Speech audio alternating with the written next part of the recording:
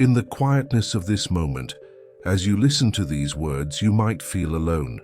Perhaps you're in a room by yourself, or lying in bed as the world sleeps around you. But there's something wonderful to understand, something that changes how we see ourselves and everything around us.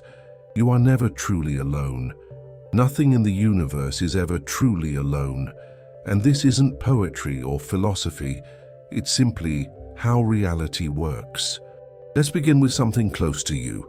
The air you're breathing right now, it feels like nothing, doesn't it? Just empty space around you. But that air is made of molecules, tiny particles so small you cannot see them, moving and dancing and touching your skin every single moment. Each breath you take brings billions of these molecules into your body. And these aren't new molecules. They've been here before. They've been breathed by other people, by animals, by plants. They've traveled across oceans and continents. Some of the molecules entering your lungs right now were once breathed by people who lived hundreds of years ago. You share the same air with everyone who has ever lived. Through something as simple as breathing, you're connected to all of human history. But it goes deeper than that, much deeper. Those air molecules are made of atoms, and atoms are made of even smaller things: protons, neutrons, electrons. And these particles, these tiny building blocks of everything, they don't just sit quietly in place, they interact, they influence each other. And they do this across distances that seem impossible. There's a principle in physics called quantum entanglement. Don't worry about the technical name. What matters is what it means. When two particles become entangled, they form a connection. And this connection doesn't break, no matter how far apart they travel. You could separate them by the entire width of the universe, and they would still affect each other instantly. Change something about one particle, and the other responds immediately, as if distance doesn't exist. This isn't science fiction.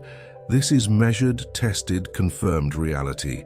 Particles that were together at the beginning of the universe, nearly 14 billion years ago, are still connected today. The atoms in your body were forged inside ancient stars.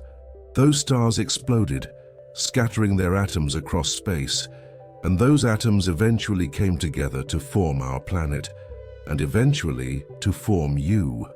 You are literally made of stardust, and those atoms still carry connections to the stars they came from, and to all the other atoms that were scattered at the same time. Think about that for a moment.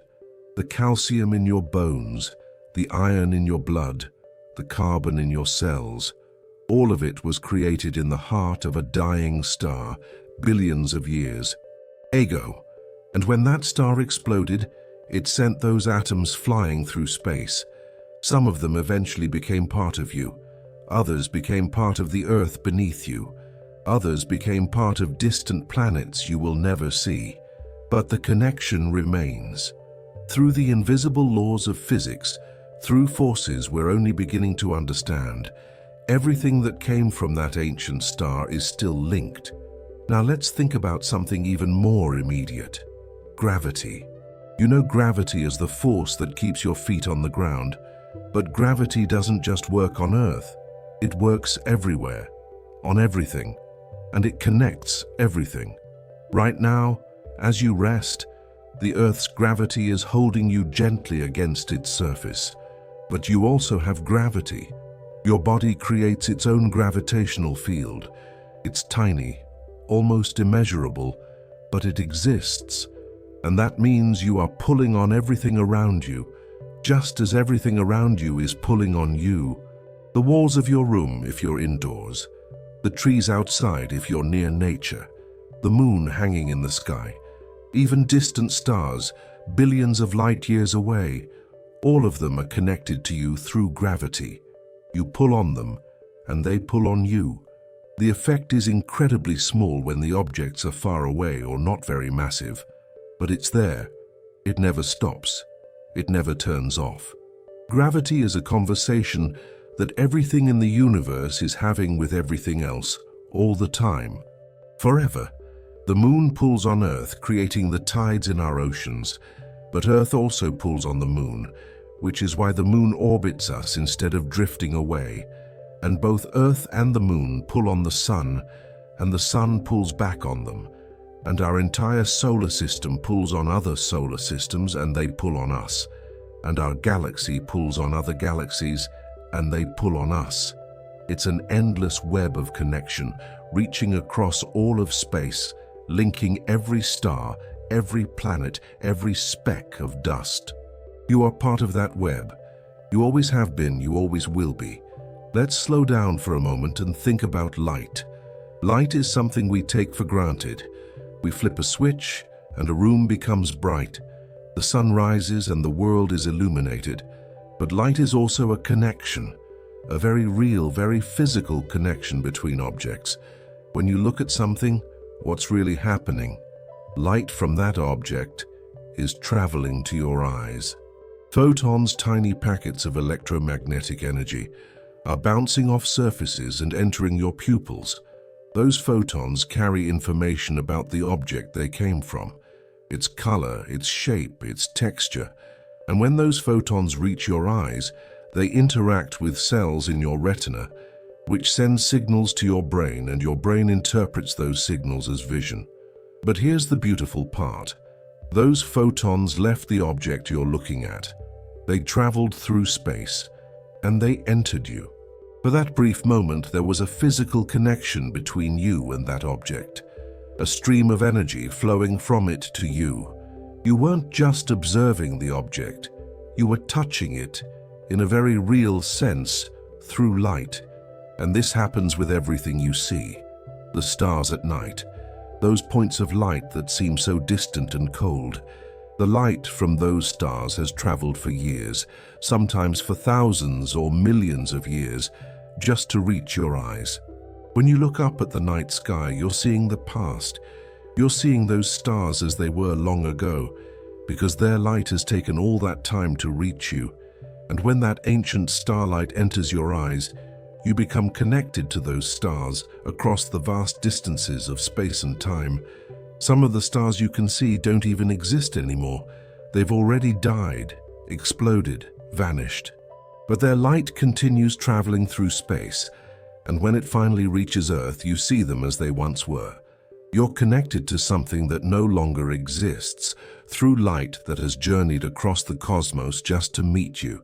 Now think about heat. Heat is another form of connection that we rarely consider. Everything with temperature is radiating infrared light, including you.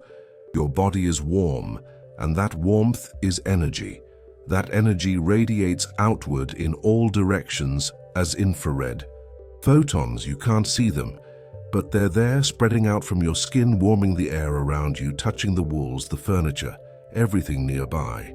And just as you're radiating heat, everything around you is radiating heat back at you. The walls of your room are sending infrared light toward you. So is any other person nearby. So is the ground beneath you. Even on a cold day, even in a cold room, this exchange of thermal radiation continues. Everything is constantly sending energy to everything else and receiving energy in return. It's like a gentle conversation, carried out in warmth, invisible but constant. This means that even when you're alone in a room, you're not truly isolated. You're exchanging energy with your environment. The room is touching you with its radiated warmth, and you're touching it back with yours. The boundary between you and not you becomes less clear when you realize this constant exchange is happening. You're not separate from the room. You're part of a system, and energy flows through that system continuously. Let's think even bigger now. Let's think about fields. Physics describes several fundamental fields that fill all of space.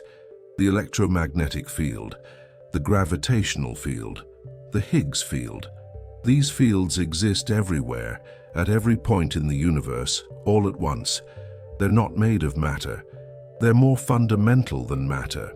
They're the invisible fabric of reality itself, and particles are just ripples in these fields.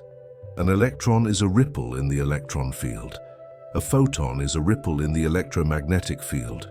You are made of countless ripples in various quantum fields, all vibrating together in a pattern that creates the experience of being you. But the fields themselves are continuous. They connect everything. There's no gap in the electromagnetic field between you and a star on the other side of the universe. It's one continuous field, and you're both ripples in it. This is hard to picture, so let's use a calm analogy. Imagine the universe is an infinite ocean, perfectly still, perfectly smooth. Now imagine that particles are like tiny waves on the surface of that ocean. Each wave is distinct.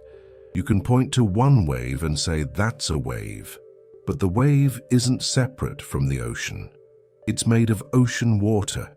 It's the ocean moving in a particular pattern.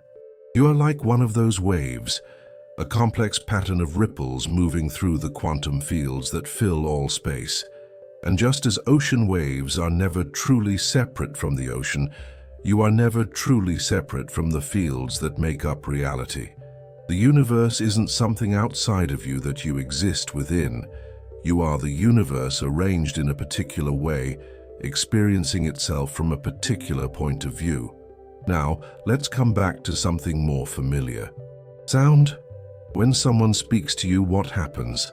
They vibrate their vocal cords, which pushes on air molecules, which push on other air molecules, which push on other air molecules, in a spreading wave of pressure changes. Eventually, those pressure changes reach your ear. Your eardrum vibrates. Tiny bones in your ear vibrate. Fluid in your inner ear vibrates. Hair cells detect those vibrations and send signals to your brain, and your brain interprets those signals as sound. But think about what this means. The other person's body moved air molecules. Those molecules bumped into other molecules, and eventually, molecules that were just touching the other person are now touching you, still carrying the energy of their original movement. The sound of someone's voice is a physical connection between their body and yours, mediated by the air between you. And sound doesn't just travel through air. It travels through the ground as well, as vibrations in the earth. When you walk, your footsteps create tiny seismic waves that spread out through the ground in all directions. These waves are small, almost undetectable, but they exist. They travel through rock and soil, diminishing with distance but never quite disappearing. Someone walking on the other side of the planet creates vibrations that, in principle, eventually reach you. The effect is infinitesimally small, but it's real. Everything that moves creates vibrations.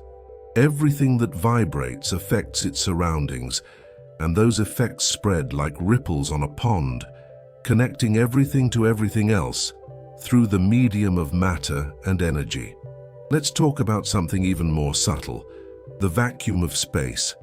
We think of space as empty, but it's not truly empty. It's filled with quantum fields, as we discussed, but it's also filled with something else, virtual particles. These are particles that pop into existence for incredibly brief moments, then disappear again. They're allowed to exist temporarily by the uncertainty principle in quantum mechanics, which says that energy can be borrowed from the vacuum as long as it's paid back quickly enough. These virtual particles appear and disappear everywhere all the time throughout all of space. They're appearing right now in the space around you, in the space inside you, in the space between stars, in the vast empty regions between galaxies. The vacuum is seething with this quantum activity, a constant bubbling and fizzing at the smallest scales of reality. And these virtual particles have effects. They influence real particles. They contribute to forces between objects. They're part of what makes the universe work. And they mean that there's no such thing as truly empty space. Even the darkest, coldest, most isolated region of the cosmos is filled with this quantum activity. Nothing is ever in a state of complete nothingness. There's always something happening, always some connection to the underlying fields and forces of nature. Now think about time. Time is another connection that binds everything together. We experience time as flowing from past to future, moment by moment. But relativity tells us that time is relative. It passes at different rates depending on how fast you're moving and how strong the gravitational field is around you. This creates a kind of connection between all events in the universe. Everything that has ever happened, is happening, or will happen, exists within the framework of space-time. Past, present, and future aren't separate. They're all part of one unified structure. Your present moment is connected to the past moments that led to it, and to the future moments that will follow from it. But it's also connected, in a sense, to present moments happening elsewhere in the universe, even though those moments might be in your past or future depending on your reference frame. This is subtle and strange, but it means that through the structure of space-time itself, every event in the universe is related to every other event. Cause and effect create chains of connection stretching across space and time. The Big Bang is connected to you through an unbroken chain of causation spanning nearly 14 billion years. Every moment that has occurred since the universe began has influenced the moments that followed, and those moments influenced others, and so on, until we reach this present moment where you're listening to these words. You are the product of the entire history of the universe. Everything that happened before this moment contributed in some way to you being here now. And everything you do in this moment will contribute to what happens next. You're not just connected to the present, you're connected to all of time. Let's think about chemistry now. The molecules in your body are constantly being replaced. The food you eat is broken down into atoms and molecules. Some of those are used to build new cells. Some are used for energy. Some are expelled as waste. Over time, almost every atom in your body is replaced. The you of 7 years ago and the you of today share almost no atoms in common. But where do those new atoms come from? From the environment, from the food you eat, which came from plants or animals, which got their atoms from soil and air and water. And where did those atoms come from? They've been cycling through the biosphere for billions of years. The carbon atom that's now part of your DNA was once part of a tree. Before that, it was carbon dioxide in the air.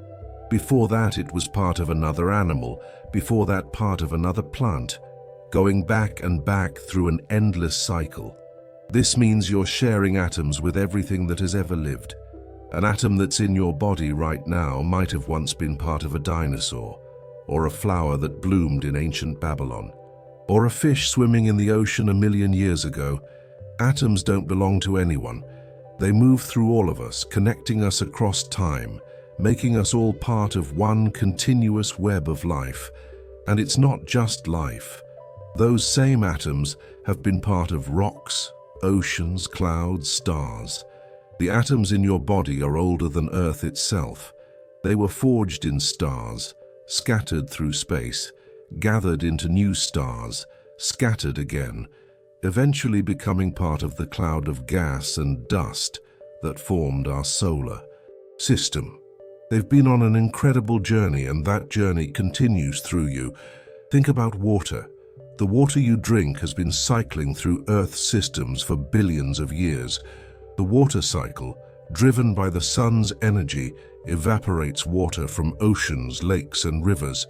That water vapor rises into the atmosphere, forms clouds, and eventually falls as rain or snow. That precipitation flows into rivers and streams, soaks into the ground, is taken up by plants, is drunk by animals, eventually making its way back to the oceans, where the cycle begins again. This means the water in your body right now has been many places. It's fallen as rain on ancient forests. It's flowed in rivers that no longer exist. It's been drunk by countless animals and people throughout history. It's been part of oceans and clouds and glaciers. Water connects all life on Earth across all time. We all share the same water, cycling endlessly through the biosphere. And water itself is remarkable. Each water molecule is made of 2 hydrogen atoms and 1 oxygen atom. Those hydrogen atoms are very old. Most of them were created in the first few minutes after the Big Bang, when the universe was hot and dense enough for nuclear fusion to occur. The hydrogen in your body is nearly 14 billion years old. It's primordial matter, the simplest and oldest element, present since the very beginning of everything. The oxygen is younger. It was created inside stars through nuclear fusion, then released when those stars exploded. But it's still billions of years old. So every water molecule in your body is made of ancient atoms, hydrogen from the birth of the universe, and oxygen from the death of stars, brought together in a simple combination that makes life possible.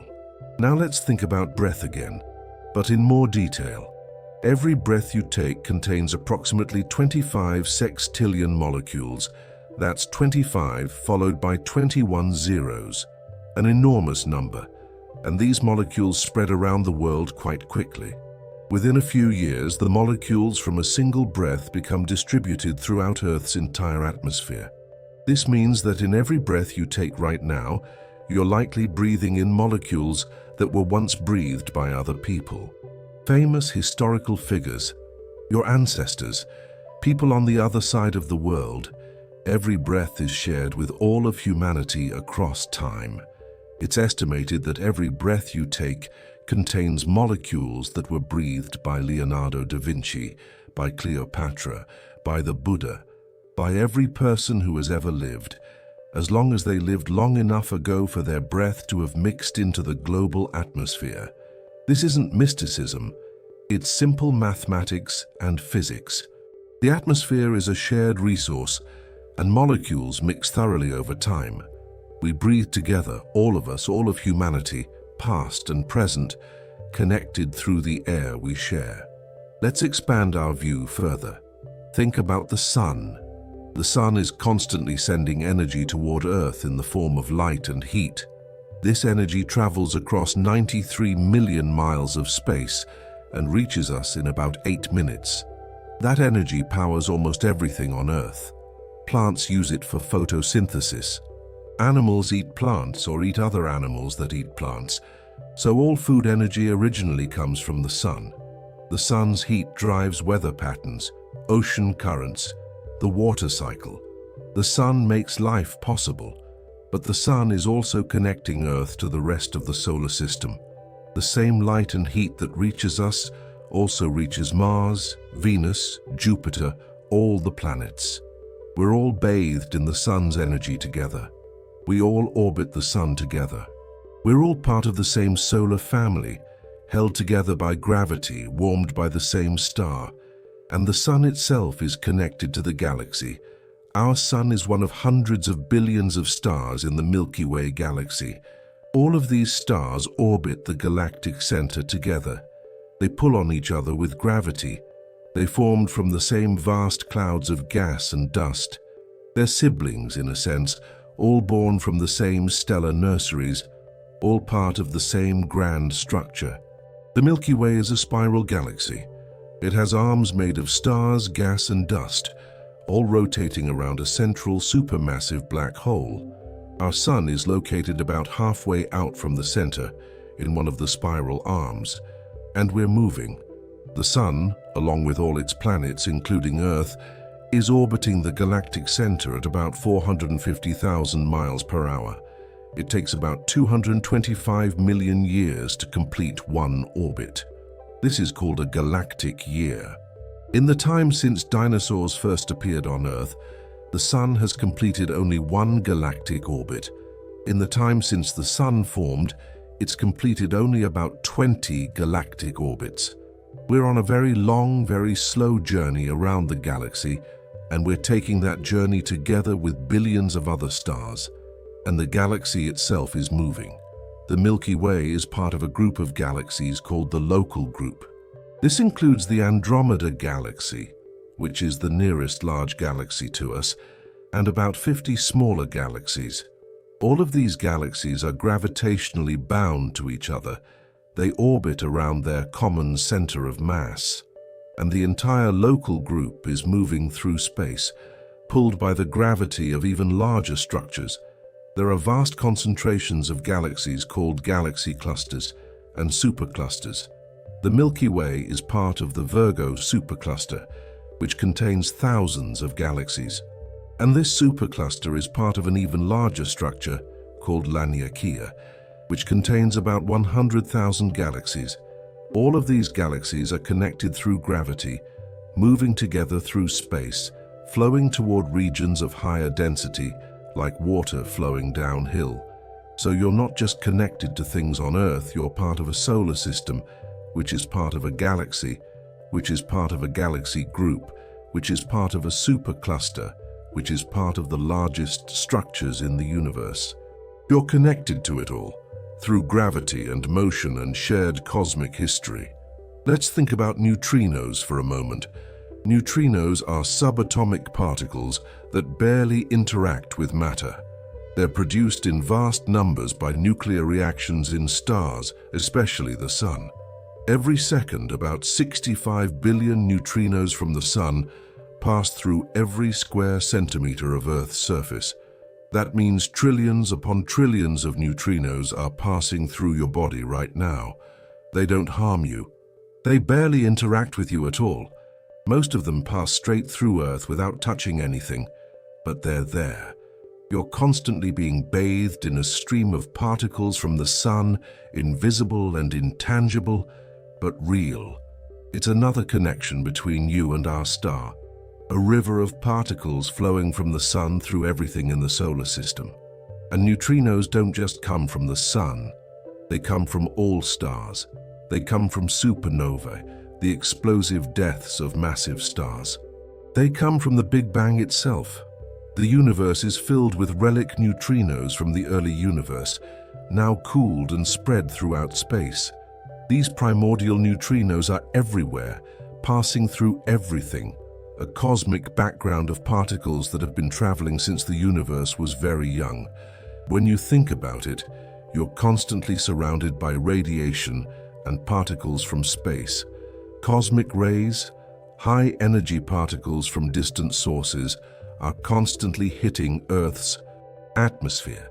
They create showers of secondary particles that rain down on the surface. Some of these particles pass through you. Background radiation from radioactive elements in Earth's crust and in space affects you constantly, though at very low levels that are generally harmless. You exist within multiple overlapping fields and flows of energy and particles. The electromagnetic field, the gravitational field, quantum fields, flows of neutrinos from the Sun, cosmic rays from distant galaxies, the solar wind, a stream of charged particles from the Sun that fills the solar system, Earth's magnetic field, which protects us from much of this radiation, but is itself a connection to the planet's molten iron core, thousands of miles beneath your feet. All of this is happening all the time, whether you're aware of it or not. You're not separate from these cosmic processes. You're embedded in them. You're part of the universe's constant activity. Now let's think about DNA. Your DNA contains instructions for building your body. It's a molecule shaped like a double helix, made of sequences of 4 chemical bases that encode genetic information. But where did this information come from? It came from your parents, half from your mother, half from your father, but their DNA came from their parents and so on, back through countless generations. Every human being alive today shares common ancestors if you go back far enough. All humans are related. We're all family in the most literal genetic sense, but it goes further back than humanity. Humans share common ancestors with all other animals. Go back far enough, and you find ancestors shared with chimpanzees, with dogs, with birds, with fish, with insects. Go back even further, and you find ancestors shared with plants, with fungi, with bacteria. All life on Earth is related. We all share a common ancestor, a single-celled organism that lived billions of years ago. This means the DNA in your cells is related to the DNA in every living thing. The genetic code is nearly universal. The same 4 bases, the same basic mechanisms, used by everything from bacteria to blue whales. Life is one vast family tree, and you're part of it, connected through genetics to every other living thing on Earth. Your DNA also contains echoes of ancient events. There are viral sequences embedded in human DNA, remnants of infections that happened to our ancestors millions of years ago. The viruses inserted their genetic material into our ancestors' cells, and sometimes that material ended up in egg or sperm cells, getting passed down to future generations. So we carry pieces of ancient viruses in our genome, a record of long-ago encounters between our ancestors and microscopic parasites. There are also mutations in your DNA, changes that occurred randomly in past generations. Some of these mutations are harmful and get removed by natural selection. Some are neutral and persist. Some are beneficial and spread through populations.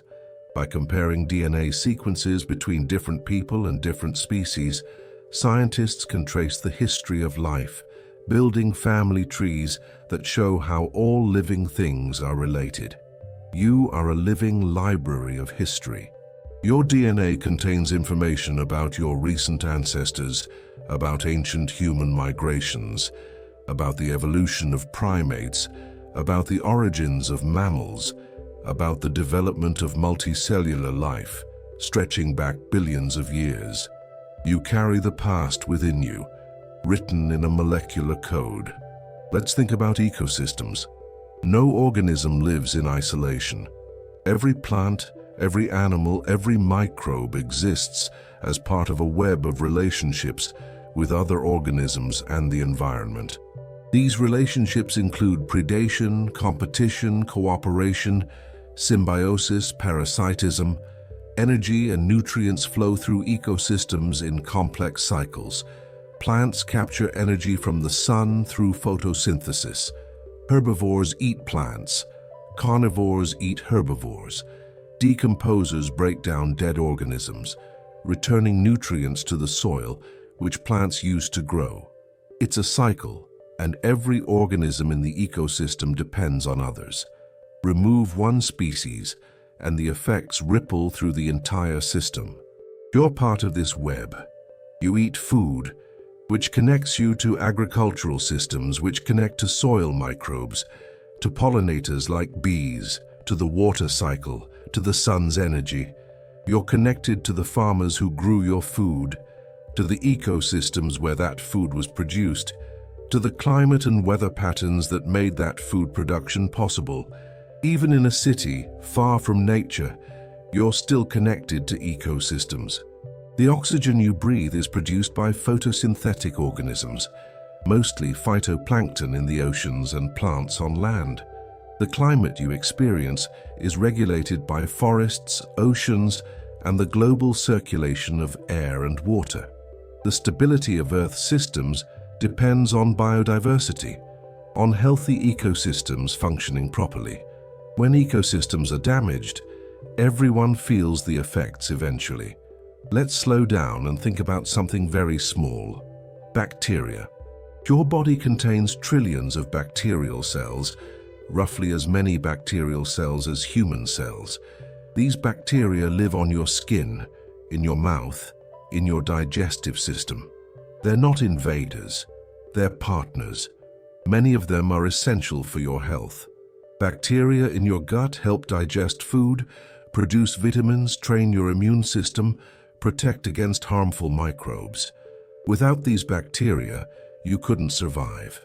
You're not just a human. You're a walking ecosystem, a community of countless organisms living together in symbiosis. And these bacteria are connected to bacteria in other people, in animals, in soil, in water. Bacteria exchange genetic material with each other through a process called horizontal gene transfer. A gene that helps one bacterium survive can spread to others, even across species. This creates a vast network of shared genetic information among microbes worldwide. Bacteria also shape the planet. Photosynthetic bacteria in the oceans produce a significant portion of Earth's oxygen. Bacteria in soil help cycle nutrients, making them available to plants. Bacteria in extreme environments like hot springs or deep sea vents play important roles in geochemical cycles. Bacteria were the first life on Earth, appearing perhaps 3.8 billion years ago, and they've been shaping the planet ever since. You depend on bacteria. Life depends on bacteria. The atmosphere, the soil, the oceans, all are influenced by bacterial activity. These microscopic organisms are the foundation of Earth's biosphere, and you're connected to them intimately, carrying trillions of them with you everywhere you go. Now think about mitochondria. These are organelles inside your cells that produce energy. They're often called the powerhouses of the cell, but mitochondria have their own DNA, separate from the DNA in your cell's nucleus. This is because mitochondria were once independent bacteria billions of years ago. They were engulfed by ancient single-celled organisms, and instead of being digested, they formed a partnership. The bacteria provided energy, and the host cell provided protection and resources. Over time, this partnership became permanent. The bacteria evolved into mitochondria, specialized organelles that can't survive outside their host cells. But they still retain some of their bacterial characteristics, including their own DNA. Every mitochondrion in your body is a descendant of those ancient bacteria that formed a partnership with your ancient single-celled ancestors. This means you're not just one organism. You're a collaboration between two ancient lineages that merged billions of years ago. The cells of your body are chimeras, combinations of different organisms working together. And this isn't unique to you. All animals, all plants, all complex life is built on this same ancient partnership. Let's expand our perspective to the Earth as a whole. Earth is sometimes described as a single living system, an idea called the Gaia hypothesis. While this is debated among scientists, the basic insight is valuable. Earth's systems are deeply interconnected. The atmosphere, oceans, land, and life all interact and influence each other.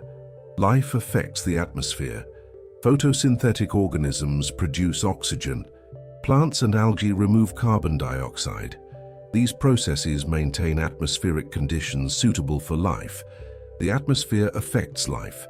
It provides gases needed for respiration and photosynthesis. It protects from harmful radiation. It distributes heat and water around the planet. The oceans regulate climate. They absorb heat from the sun and release it slowly, moderating temperature changes. They drive weather patterns and ocean currents that distribute warmth from the equator toward the poles. The oceans also absorb carbon dioxide, helping regulate atmospheric chemistry. The land affects everything. Mountains influence weather by forcing air upward, creating rain shadows. Forests affect climate by releasing water vapor and absorbing carbon dioxide. Soil contains vast amounts of carbon and countless organisms that cycle nutrients. All of these systems are connected through flows of energy and matter. The sun's energy drives the whole system. That energy is captured by plants, flows through food webs, eventually being released as heat. Water cycles from ocean to atmosphere, to land and back. Carbon cycles through atmosphere, life, oceans, and rocks. All of Earth's systems are in constant interaction, creating a dynamic, self-regulating planet. You're part of this planetary system. You participate in these cycles. You breathe oxygen produced by plants and phytoplankton. You drink water that has cycled through the environment countless times. You eat food grown in soil enriched by decomposition. You're embedded in Earth's systems, inseparable from them. Think about your ancestors. Not just recent human ancestors, but all ancestors going back through time. Every generation of your ancestors successfully survived long enough to reproduce, or you wouldn't be here. An unbroken chain of survival stretching back billions of years. Through the age of mammals, back through the dinosaur era, through the rise of reptiles, back through early amphibians, through fish, through early marine life, back to the very first cells. This chain was never broken, not once. Through ice ages, asteroid impacts, volcanic eruptions, mass extinctions, changing climates, your ancestral lineage survived. You are the result of billions of years of survival and adaptation. You carry that legacy in your DNA, in your body's structure and function, in the instincts and capacities you inherit, and you're connected to everyone else in the same way. Every human being has the same unbroken chain of ancestors. We all trace back to the same origin of life. We're all survivors. We're all the product of Earth's long history. Let's think about language.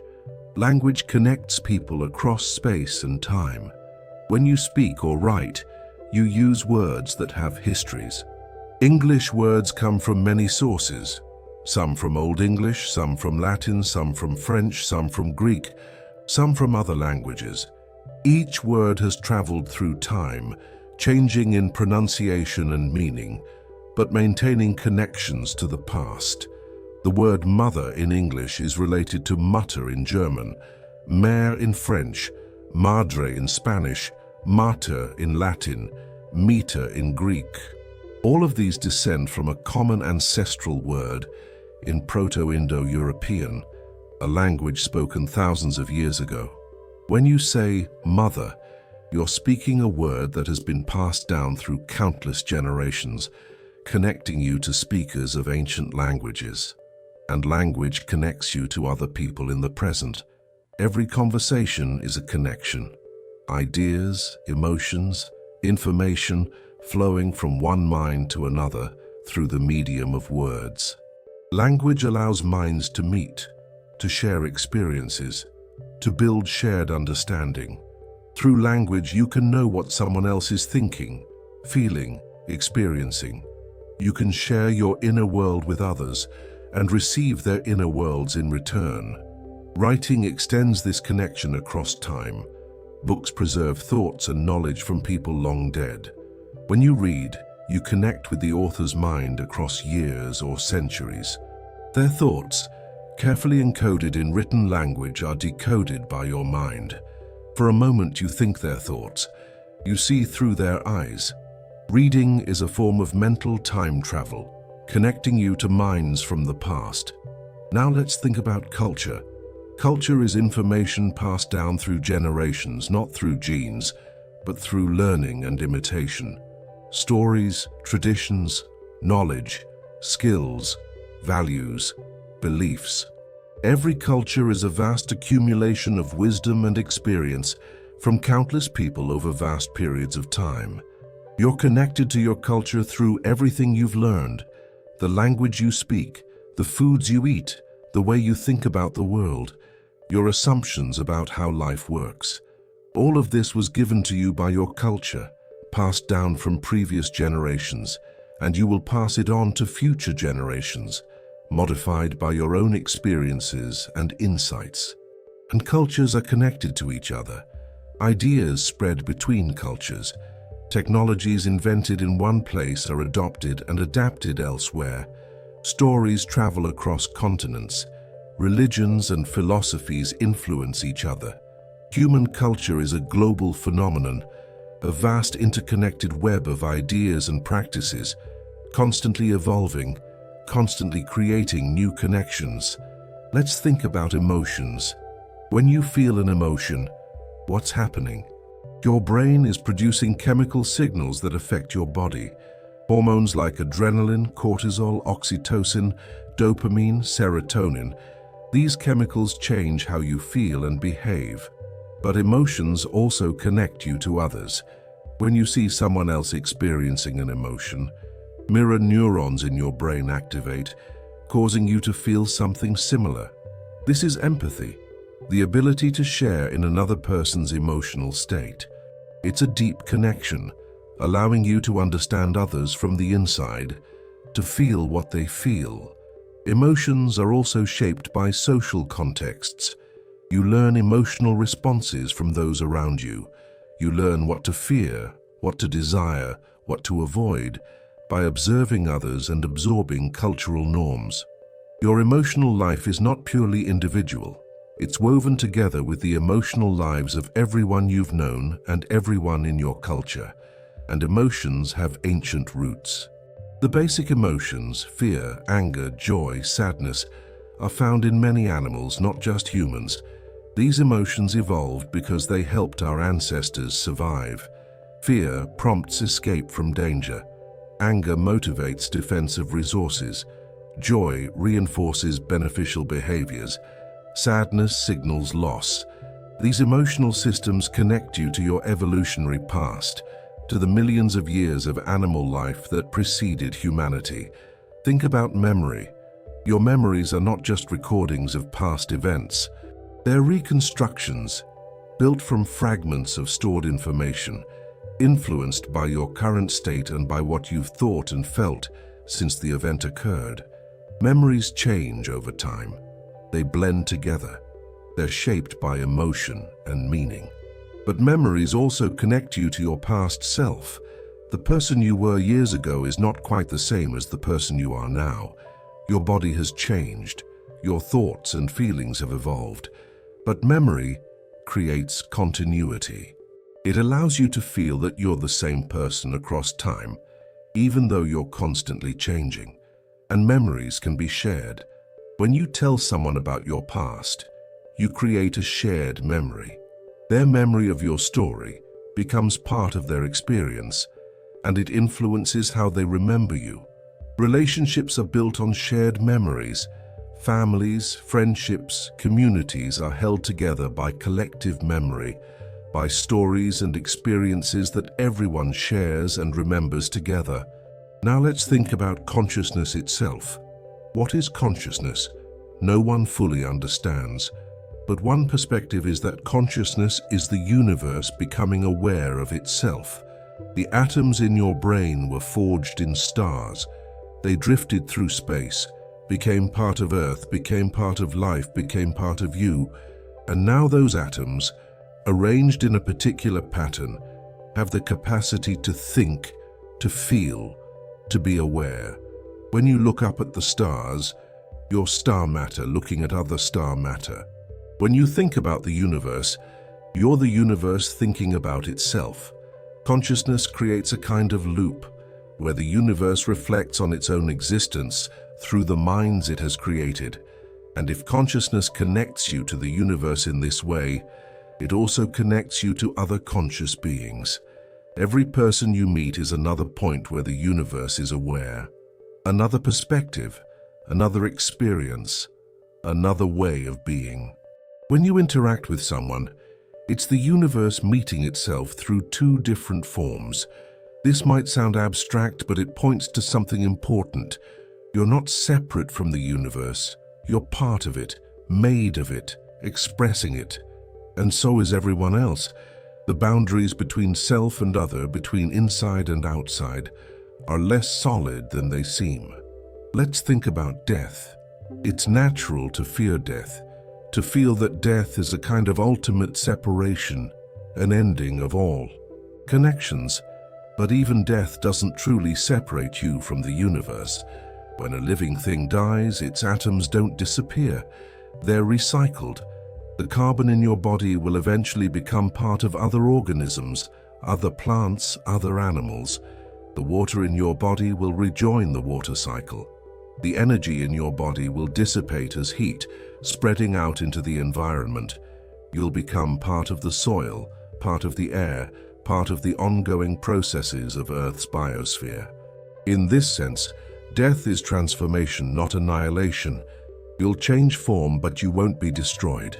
The atoms that make up your body are ancient and will continue existing long after you're gone, participating in new structures, new processes, new forms of organization. And if you've touched other people's lives, if you've created things, shared ideas, influenced others, then those effects continue after you're gone. Your impact on the world ripples forward through time. The connections you've made with others persist in their memories, in the changes you've caused, in the ways you've shaped the world. Nothing in the universe is ever truly lost. Everything transforms, changes, moves, but the underlying reality persists. Energy is conserved, matter is conserved. The total amount of existence never decreases, it only changes form. Let's return to something immediate. The feeling of your body right now. The weight of your limbs, the rhythm of your breathing, the beating of your heart. These sensations might feel private, contained within your skin, but your body is not a closed system. It's an open system, constantly exchanging matter and energy with the environment. Every 7 to 10 years, most of the atoms in your body are replaced. You're like a river, a constant flow of matter and energy, maintaining a pattern even as the specific atoms change. The pattern is you, but the atoms are temporary visitors, passing through on their way to somewhere else. Your body is maintained by constant work. Cells are always being replaced. DNA is always being repaired. Proteins are always being built and broken down. Metabolism is a constant controlled burning, extracting energy from food to power all the processes that keep you alive. This work requires constant input from the environment: food, water, oxygen. Without these, your body would cease to function within days. So your body is not self-sufficient. It depends on its environment completely. It's a temporary organization of matter and energy, borrowed from the world, maintained for a time, eventually returned to the world. You're a pattern in the flow of existence, a wave in the ocean of reality. Think about the present moment, right now. This exact instant. It feels real and solid, but it's already passing. The past is gone. The future hasn't arrived. Only now exists. But what is now? Physics suggests that the present moment is not universal. Due to relativity, different observers in different reference frames will disagree about which events are simultaneous. What's happening now somewhere else in the universe depends on your motion and position. There's no single universal present moment that includes all of space. This means that the concept of now is local. It's a feature of your perspective, not an absolute feature of the universe. And this has a strange implication. If now is relative, then in a sense, past and future are as real as the present. They're just in different parts of space-time. All moments, past, present, and future, exist within the four-dimensional structure of space-time. This is called the block universe view. Time is like space, a dimension you can move through. The past still exists, just in a different temporal location, like a distant place exists in a different spatial location, and the future already exists too, in the same way. Your entire life, from birth to death, is a structure in space-time, all existing at once from a perspective outside of time. This might seem strange or uncomfortable, but it suggests a kind of eternal connection. Every moment of your life is permanently part of the universe's structure. Nothing is truly lost to the past. It still exists, in its place in space-time forever. Let's think about information. Information is a very general concept. It's anything that reduces uncertainty, anything that tells you something about the state of a system. And information appears to be fundamental to reality in ways we're still discovering. Quantum mechanics says that information cannot be destroyed. This is called information conservation. Even when something falls into a black hole, the information about what fell in is not lost. It's encoded somehow in the black hole, perhaps on its surface. When the black hole evaporates, that information is released back into the universe. This means that everything that happens leaves a permanent mark on reality. Every event, every interaction, every quantum measurement creates information that becomes part of the universe's history. Nothing is ever truly erased. The universe has a perfect memory in principle. You are information. The pattern of atoms in your body, the structure of your brain, the content of your thoughts and memories, all of this is information. And that information is connected to all the other information in the universe through the laws of physics, which govern how information flows and transforms. Some physicists think that information might be more fundamental than matter or energy. Maybe the universe is at its deepest level made of information, and matter and energy are just ways that information manifests. If this is true, then everything is connected at the most basic level through the flow and processing of information. Let's think about the observer effect in quantum mechanics. In quantum systems, the act of observation affects what's being observed.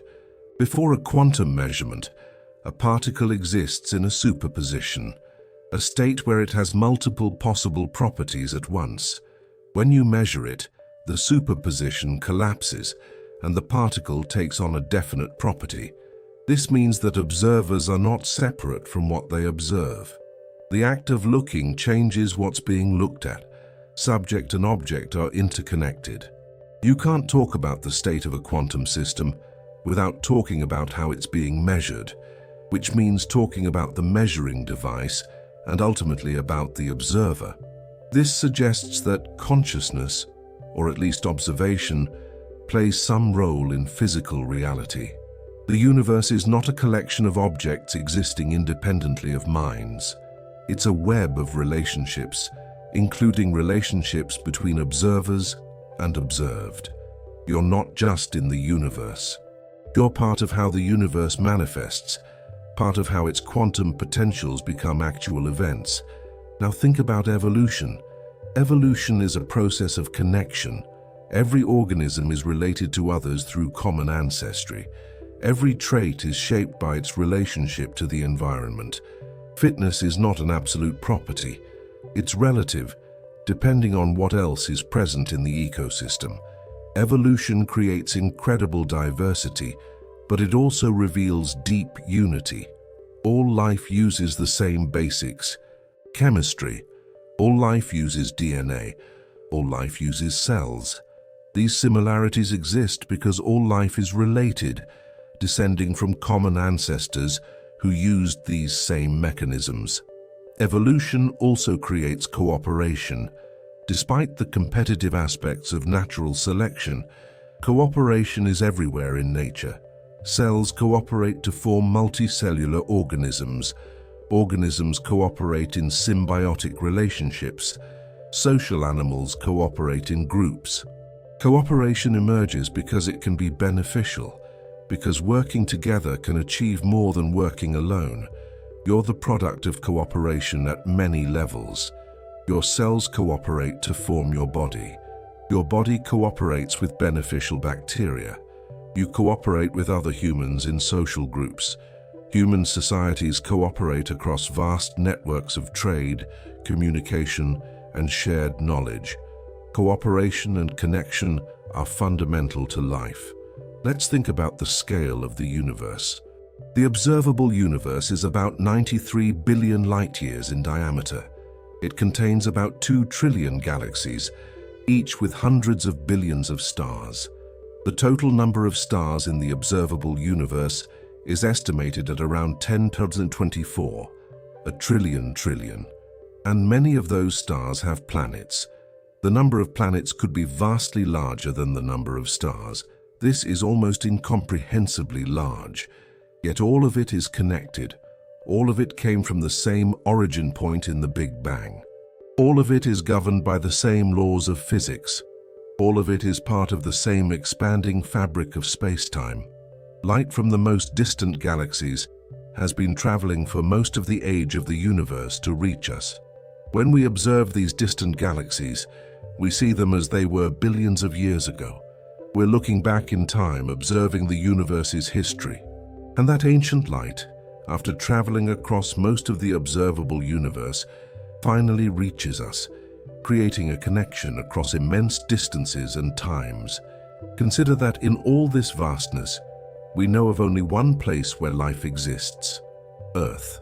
Now, it's very likely that life exists elsewhere. With so many stars and planets, it would be strange if Earth were unique. But we haven't found definite evidence of other life yet. As far as we know for certain, Earth is the only living planet. This makes Earth precious. All of life, all of the incredible diversity and complexity of the biosphere exists on this one small world orbiting an ordinary star in an ordinary galaxy. We're all here together, sharing this one planet, all related, all connected through the web of life. And if there is other life out there on other planets, then that life is connected to us through the same physical laws, the same chemistry, the same universal processes. Life anywhere in the universe would be part of the same cosmic story. The story of matter and energy organizing itself into complex patterns capable of growth, reproduction, and awareness. Think about entropy. The second law of thermodynamics says that entropy, or disorder, tends to increase in closed systems. Over time, things become more disordered, more random, more spread out. This is why ice melts, why hot things cool down, why buildings decay if not maintained. But life seems to violate this trend. Living things are highly ordered. They maintain their organization, they create complexity. How is this possible? The answer is that living things are not closed systems.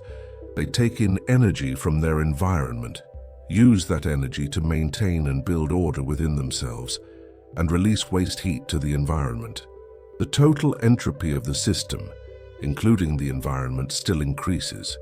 But locally, within the living thing, entropy can decrease. Order can increase. This means life depends on a flow of energy. For most life on Earth, that energy ultimately comes from the sun. The sun is a highly ordered, low-entropy source of energy. It radiates energy into space, and Earth intercepts a tiny fraction of that energy. Life uses that energy to build and maintain order, then releases waste heat, which radiates into space, increasing the universe's total entropy. So life is a kind of pattern in the flow of energy, a temporary decrease in local entropy, powered by an overall increase in universal entropy. You're a structure maintained by a flow of energy from the sun, through the biosphere, through your food, through your metabolism, and finally released as heat. This flow connects you to the sun, to the plants and animals you eat, to the biosphere, and ultimately to the heat death that awaits the universe in the far future, when all energy gradients have equalized and no more work can be done. But that's trillions of years away. For now, the flow continues and life persists, riding the wave of energy from stars. Let's think about the fine-tuning of physical constants. The laws of physics involve certain numbers, like the strength of gravity, the charge of the electron, the mass of the proton. These numbers seem arbitrary. They could in principle have been different, but if they had been even slightly different, the universe would be very different. Stars might not form, atoms might not be stable, life would be impossible. This fine-tuning is mysterious. Why do the constants have the values they do? One possibility is the multiverse. Perhaps there are many universes, each with different physical constants. Most of them are lifeless, but in a few, by chance, the constants allow for complexity and life. We find ourselves in one of those rare universes simply because we couldn't exist in the others. If this is true, then you're connected to an enormous multiverse, a vast collection of different realities, almost all of them empty and sterile, but a few, like ours, capable of supporting life and consciousness. You're part of the rare branch of existence where matter can become aware. Another possibility is that the constants are not arbitrary. Perhaps they're determined by some deeper law or principle we haven't discovered yet. Perhaps there's a reason the universe must have these particular values. If so, then the universe's ability to support life is not a coincidence, but a fundamental feature of reality. Either way, the fact that you exist connects you to something vast and profound. The universe is capable of producing beings like you. The laws of physics allow it. The history of the cosmos has led to it. You're a natural product of the universe's evolution, as natural as stars and galaxies. Think about the cosmic microwave background. This is radiation left over from the early universe, about 380,000 years after the Big Bang. At that time, the universe cooled enough for atoms to form, and light could finally travel freely through space. That light has been traveling ever since, cooling and redshifting, and now it fills the universe as microwaves. When you tune a radio to static, some of that static is the cosmic microwave background. It's the afterglow of the Big Bang, the oldest light in the universe. You're bathed in it constantly. It comes from every direction, a uniform background created when the universe was young and hot and simple. This radiation connects you to the beginning of the universe. It's a signal from the earliest times, still present, still touching you. The patterns in the cosmic microwave background, tiny variations in temperature, are the seeds from which all structure in the universe grew. Galaxies, stars, planets, you, all of it arose from those tiny initial fluctuations. Let's think about dark matter and dark energy. Most of the universe is invisible. Only about 5% of the universe's mass energy is ordinary matter, the atoms and molecules we're made of. About 27% is dark matter, which doesn't emit light but affects things through gravity. About 68% is dark energy, a mysterious force causing the universe's expansion to accelerate. We don't know what dark matter and dark energy are. They're among the biggest mysteries in physics.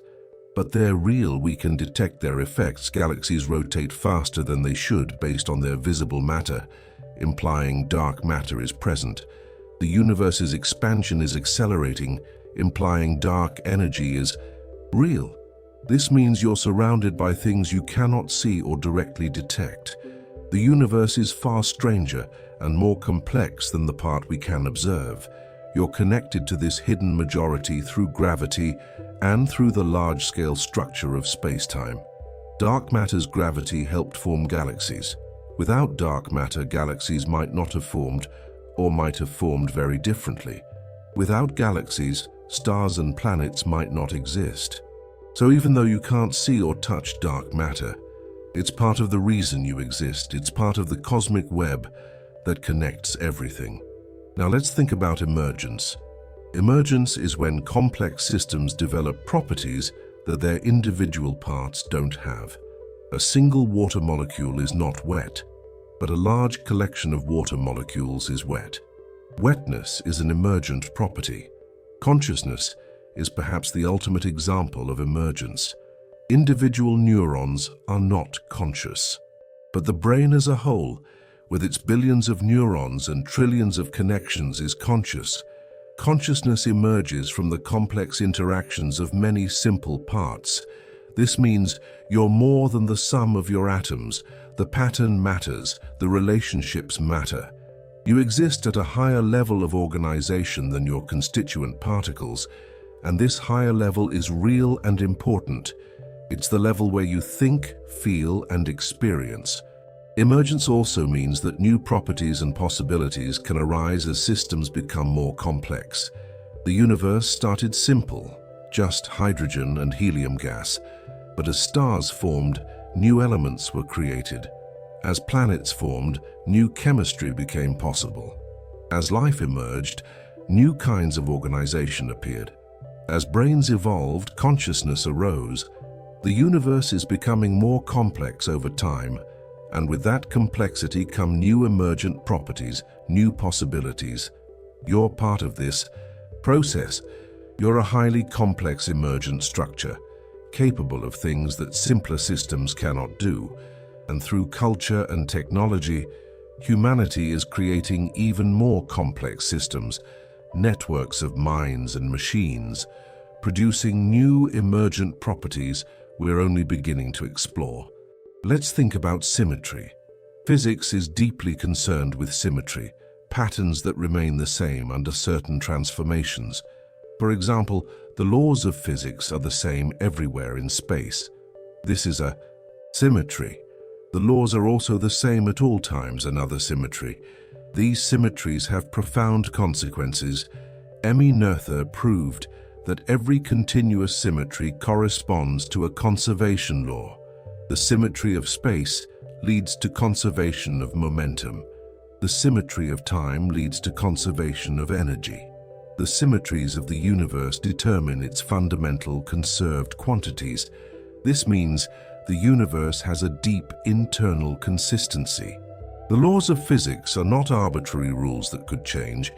They're connected to the fundamental symmetries of space-time, and you're part of a universe governed by these beautiful symmetric laws. Symmetry also appears in the structure of matter. Crystals have symmetric arrangements of atoms. Molecules have geometric symmetries. Biological structures often have symmetries, like the bilateral symmetry of animals. Your body is approximately symmetric left to right, reflecting underlying patterns in how organisms develop. These symmetries create beauty and order. They're patterns that repeat, that balance, that create harmony, and they connect different things through shared structure. Different crystals, different molecules, different organisms, all exhibiting similar symmetries linked through common underlying principles. Think about chaos theory. Chaos is not randomness. It's deterministic behavior that's extremely sensitive to initial conditions. Small changes in starting conditions lead to vastly different outcomes over time. This is sometimes called the butterfly effect. The idea that a butterfly flapping its wings in one place could eventually influence weather on the other side of the world. Chaotic systems are found everywhere. Weather is chaotic. Population dynamics are chaotic. Many aspects of the solar system's motion are chaotic. Your heartbeat has chaotic rhythms. Chaos is a fundamental feature of complex nonlinear systems. This means the universe is interconnected in subtle and profound ways. Small events can have large consequences.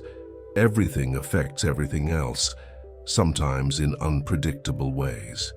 The future is not fully predictable, even in principle, because tiny, unmeasurable differences in initial conditions can lead to completely different outcomes. But chaos also creates order. Strange attractors, fractal patterns emerge from chaotic systems. These patterns have structure and beauty. Chaos is not disorder. It's complex order, order at a level too intricate to easily predict or describe, but order nonetheless. You're part of these chaotic systems. Your life is influenced by countless small events, any of which could have turned out differently, leading to a different path. Every choice, every accident, every chance meeting ripples forward, affecting your future in ways you cannot fully predict. You're riding a chaotic trajectory through time, connected to everything around you through countless interactions. Let's think about fractals. A fractal is a pattern that repeats at different scales. Zoom in on a fractal, and you see similar patterns to what you saw at larger scales. This self-similarity creates incredible complexity from simple rules. Nature is full of fractals. Coastlines, mountains, clouds, trees, rivers, blood vessels, neurons. All of these show fractal patterns. The branching of a tree is similar to the branching of its branches, which is similar to the branching of its twigs. The branching of blood vessels shows similar self-similarity. Why does nature produce fractals? Because they're efficient. A fractal branching pattern maximizes surface area or volume while minimizing length or energy cost. Trees use fractal branching to maximize light capture. Lungs use fractal branching to maximize gas exchange. Blood vessels use fractal branching to efficiently distribute blood. This means there are deep patterns repeated throughout nature at many scales. The same principles that shape galaxies also shape trees, also shape blood vessels, also shape neurons. The universe reuses successful patterns, creating connections across vastly different scales and contexts. You contain fractals. Your circulatory system, your nervous system, your lungs, all have fractal structure. You're built using patterns that appear throughout nature, linking you to the geometric principles that organize matter at many scales. Now think about resonance.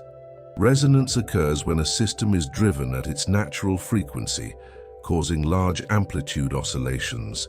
A child on a swing experiences resonance. Push at the right time, matching the swing's natural frequency, and the child swings higher and higher. Push at random times, and the effect is much smaller. Resonance appears everywhere. Musical instruments use resonance. A guitar string vibrates at specific frequencies determined by its length, tension, and mass. The body of the guitar resonates with those vibrations, amplifying them. Different instruments have different resonances, giving them their characteristic sounds. Atoms and molecules have resonances too. They absorb and emit light at specific frequencies determined by their structure. These spectral lines are like fingerprints, allowing us to identify elements and molecules from their light. This is how we know what distant stars are made of. We analyze the light they emit, looking for the characteristic resonances of different elements. Your body uses resonances. Your ears detect sound by resonance. Different parts of the cochlea resonate at different frequencies, allowing you to distinguish pitch. Your cells use resonances in chemical processes, where molecules vibrate at specific frequencies that allow reactions to occur. Resonance creates connections between systems with matching frequencies. When one thing vibrates, it can make another thing vibrate if their frequencies match. This is sympathetic resonance. Pluck a guitar string, and nearby objects might vibrate slightly if they have matching resonant frequencies. The universe is full of these subtle sympathetic vibrations, systems influencing each other through resonance. Let's think about networks. A network is a collection of nodes connected by links.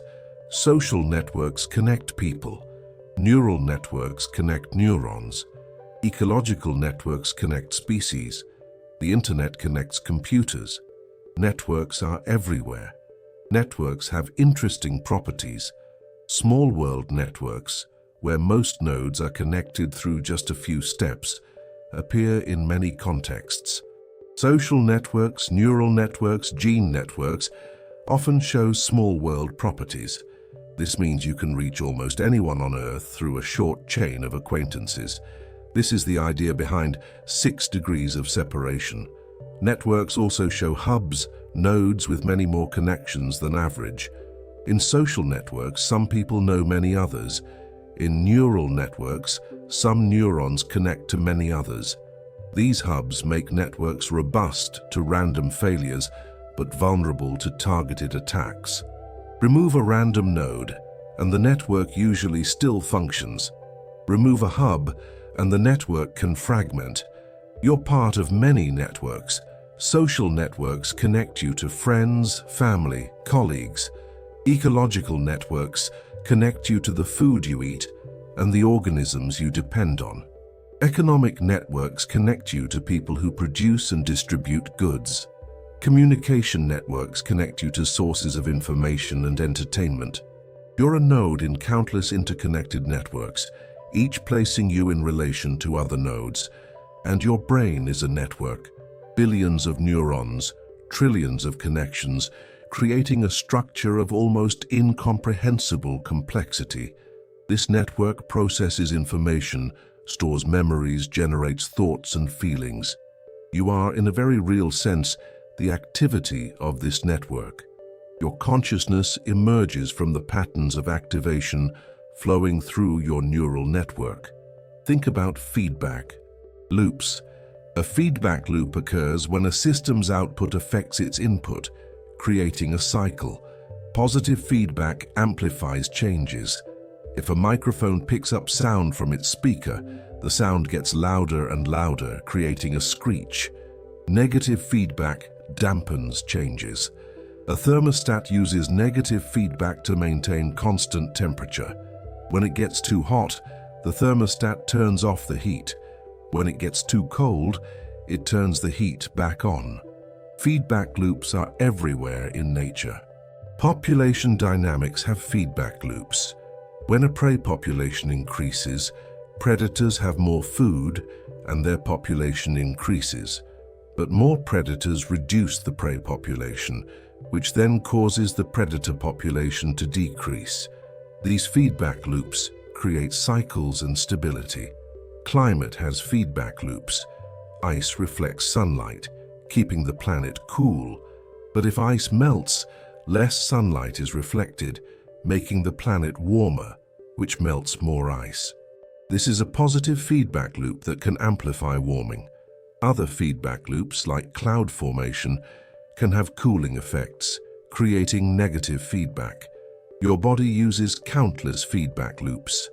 Hormones regulate each other through feedback. Blood sugar is controlled by feedback. Body temperature is regulated by feedback. These loops maintain homeostasis, keeping your internal environment stable despite changes in the external environment. Feedback loops create connections across time. The present state of a system affects its future state, which affects its later state, creating ongoing cycles. You're embedded in feedback loops at many levels, from the molecular feedback that regulates your cells to the social feedback that shapes your behavior. Now let's think about complexity itself. Complexity is hard to define precisely, but it involves having many interacting parts that produce emergent behavior. Complex systems are neither completely ordered nor completely random. They exist at an intermediate level, sometimes called the edge of chaos, where interesting things happen. Life is complex. Ecosystems are complex. Brains are complex. Societies are complex. The universe itself is complex. Complexity seems to be a natural product of evolution and self-organization. Simple systems, following simple rules, can produce complex behavior when they interact. There's a concept called the complexity horizon. The idea that systems can become so complex that their behavior cannot be predicted except by running the system and seeing what happens. Brains might be beyond the complexity horizon. You cannot predict what someone will think or do just by examining their neurons. You have to interact with them and observe. This means that you are, in a deep sense, irreducible. You cannot be fully described or predicted by a simpler system. You have to be experienced and engaged with. Your complexity is part of what makes you unique and valuable, and your complexity connects you to the universe's tendency to create complex structures. From simple beginnings, the universe has produced galaxies, stars, planets, life, consciousness.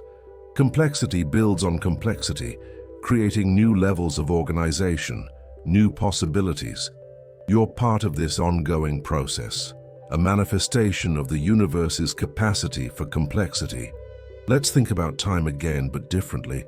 The arrow of time, the direction from past to future, is connected to entropy.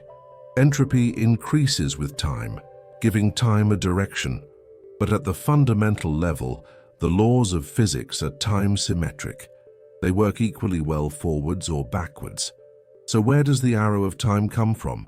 It comes from boundary conditions, specifically the low entropy state of the early universe. The Big Bang was a highly ordered, low entropy state. As the universe expands, entropy increases, creating the arrow of time. The reason we remember the past but not the future is because the past was lower entropy. Memories are records, and records can only exist in a universe where entropy is increasing. This means your experience of time, your memory, your sense of cause and effect all depend on the universe starting in a very special state. If the Big Bang had been high entropy, time would be very different. There would be no memories, no records, perhaps no consciousness. The arrow of time is woven into the fabric of your experience, and because the arrow of time is universal, you share it with everything else. All of existence is moving together from past to future, from lower entropy to higher entropy. We're all riding the same temporal current, all part of the same cosmic unfolding. Think about the vacuum again, but more deeply. Quantum field theory says the vacuum is not empty. It's the ground state of all quantum fields, the state of lowest energy. But this ground state has fluctuations. Virtual particles appear and disappear. The vacuum has energy, called vacuum energy or zero-point energy.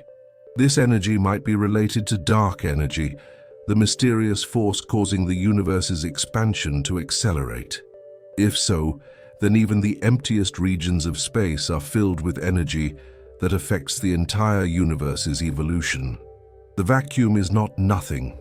It's an active, dynamic entity. You're immersed in the vacuum's energy. Every point in space, including the space within your body, has vacuum energy. You're permeated by the quantum fields and their fluctuations. There's no separation between you and the vacuum. You're patterns within it, waves on its surface. Let's think about holography. The holographic principle in physics suggests that all the information contained in a volume of space can be encoded on its boundary.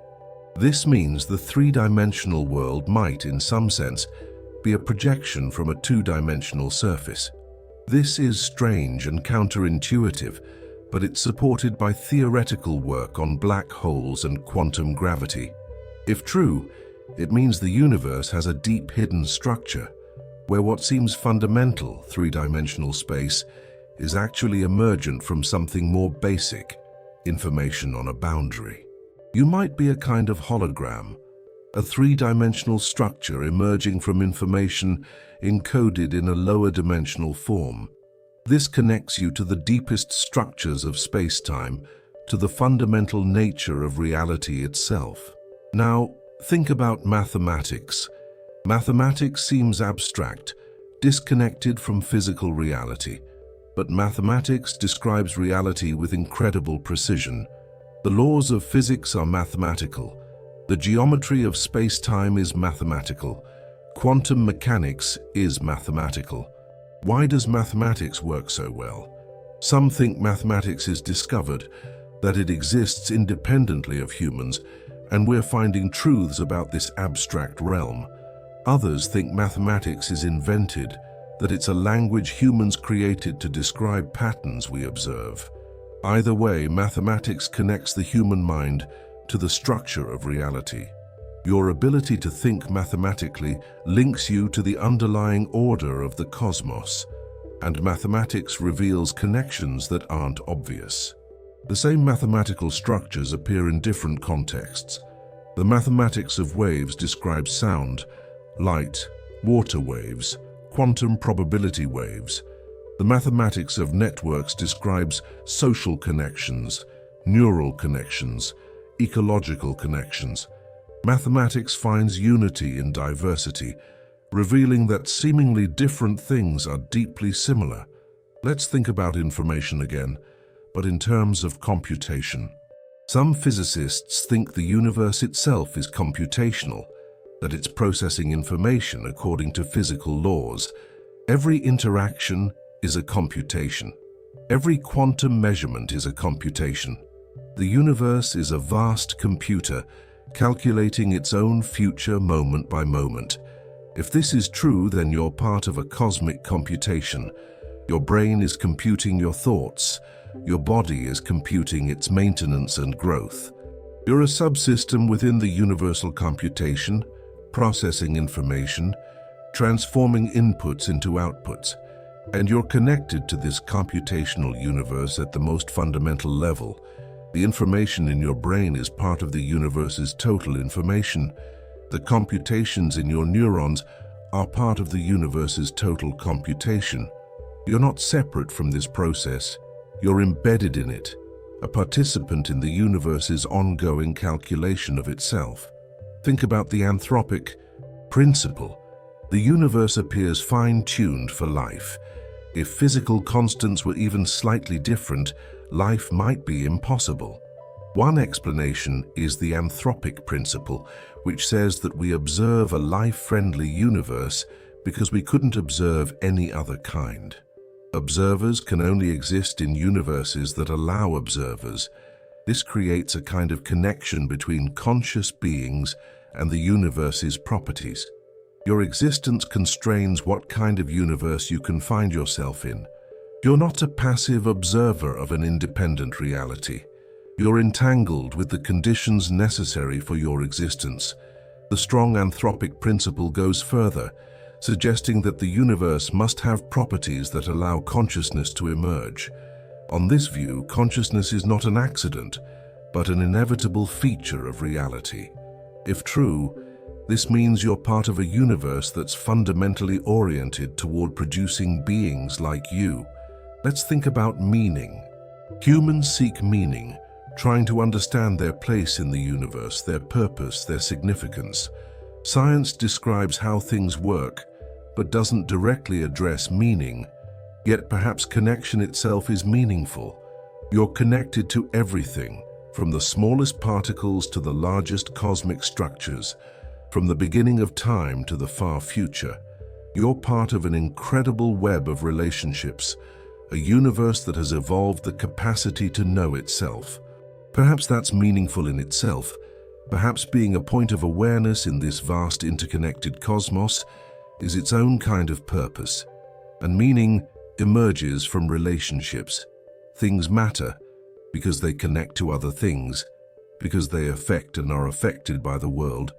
Isolation would be meaninglessness, but connection creates context, creates significance, creates the possibility of mattering. You matter because you're connected. You affect the world, and the world affects you. Through these connections, you participate in the ongoing story of existence. You're not a separate observer, but a character in the cosmic narrative, playing your small but real part. Let's slow down even more. Let's just rest in these ideas for a moment. You are not alone. You have never been alone. You are woven into the fabric of reality itself, connected through countless invisible threads to everything that exists.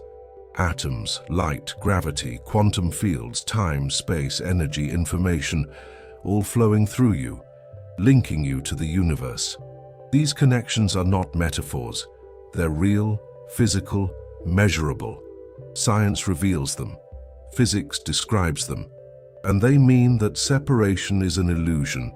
The boundary between you and not you is blurry, permeable, perhaps not even really there.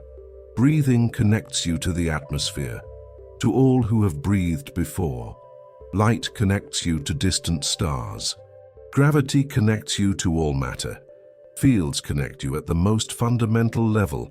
Atoms connect you to ancient stars and the origins of the universe.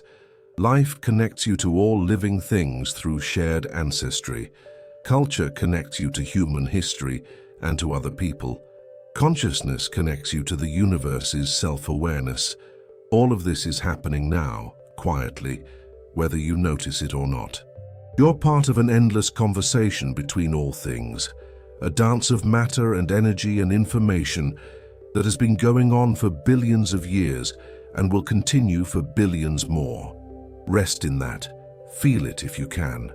The gentle pull of Earth's gravity, the air against your skin, the light entering your eyes, the atoms vibrating in your body. You're not separate. You're the universe experiencing itself from one particular point of view, connected to all other points through the underlying unity of existence. This is the first chapter of our exploration. We've looked at some of the ways connection works, from the very small to the very large, from physics to biology to consciousness. In the next chapter, we'll go deeper, exploring more about how these connections shape what you experience and who you are. For now, rest, breathe. Know that you are held by countless invisible connections, that you are part of something vast and ancient and ongoing. You are not alone. Nothing in the universe is ever truly alone. In the quietness of this moment, let's continue our gentle exploration. We've seen that you're connected to everything through invisible threads of gravity, light, atoms, and fields. Now let's look more closely at what flows through these connections, because you are not a static thing. You are a process, a flowing river of matter and energy, constantly changing, constantly exchanging with the world around you. Begin with your breath again. We touched on this before, but let's go deeper. Each breath brings air into your lungs. That air contains oxygen molecules. These molecules cross the thin membrane in your lungs and enter your bloodstream. Your blood carries them throughout your body, delivering oxygen to every cell. Inside each cell, in structures called mitochondria, that oxygen is used in a process called cellular respiration. Glucose, a simple sugar derived from the food you eat, is combined with oxygen. This reaction releases energy, which is captured in molecules of ATP, the energy currency of your cells. The process also produces carbon dioxide and water as waste products. The carbon dioxide travels back through your bloodstream to your lungs, where it crosses the membrane again and is breathed out into the air. And then the cycle continues. Oxygen in, carbon dioxide out. Over and over, every moment of your life, from your first breath to your last. This is not a closed cycle. You're not breathing the same air over and over. Each breath brings new molecules from the outside world into your body. Each exhale sends molecules from inside your body out into the world. You're exchanging matter with your environment continuously. The boundary between inside and outside is crossed with every breath. Think about how much air you breathe. An average person breathes about 15 times per minute when at rest. That's about 21,000 breaths per day, about 7.5 million breaths per year. Over a lifetime of 80 years, that's 600 million breaths. Each one bringing the outside world in, each one sending your inner world out. And oxygen is just one component of air. Air is mostly nitrogen, about 78%.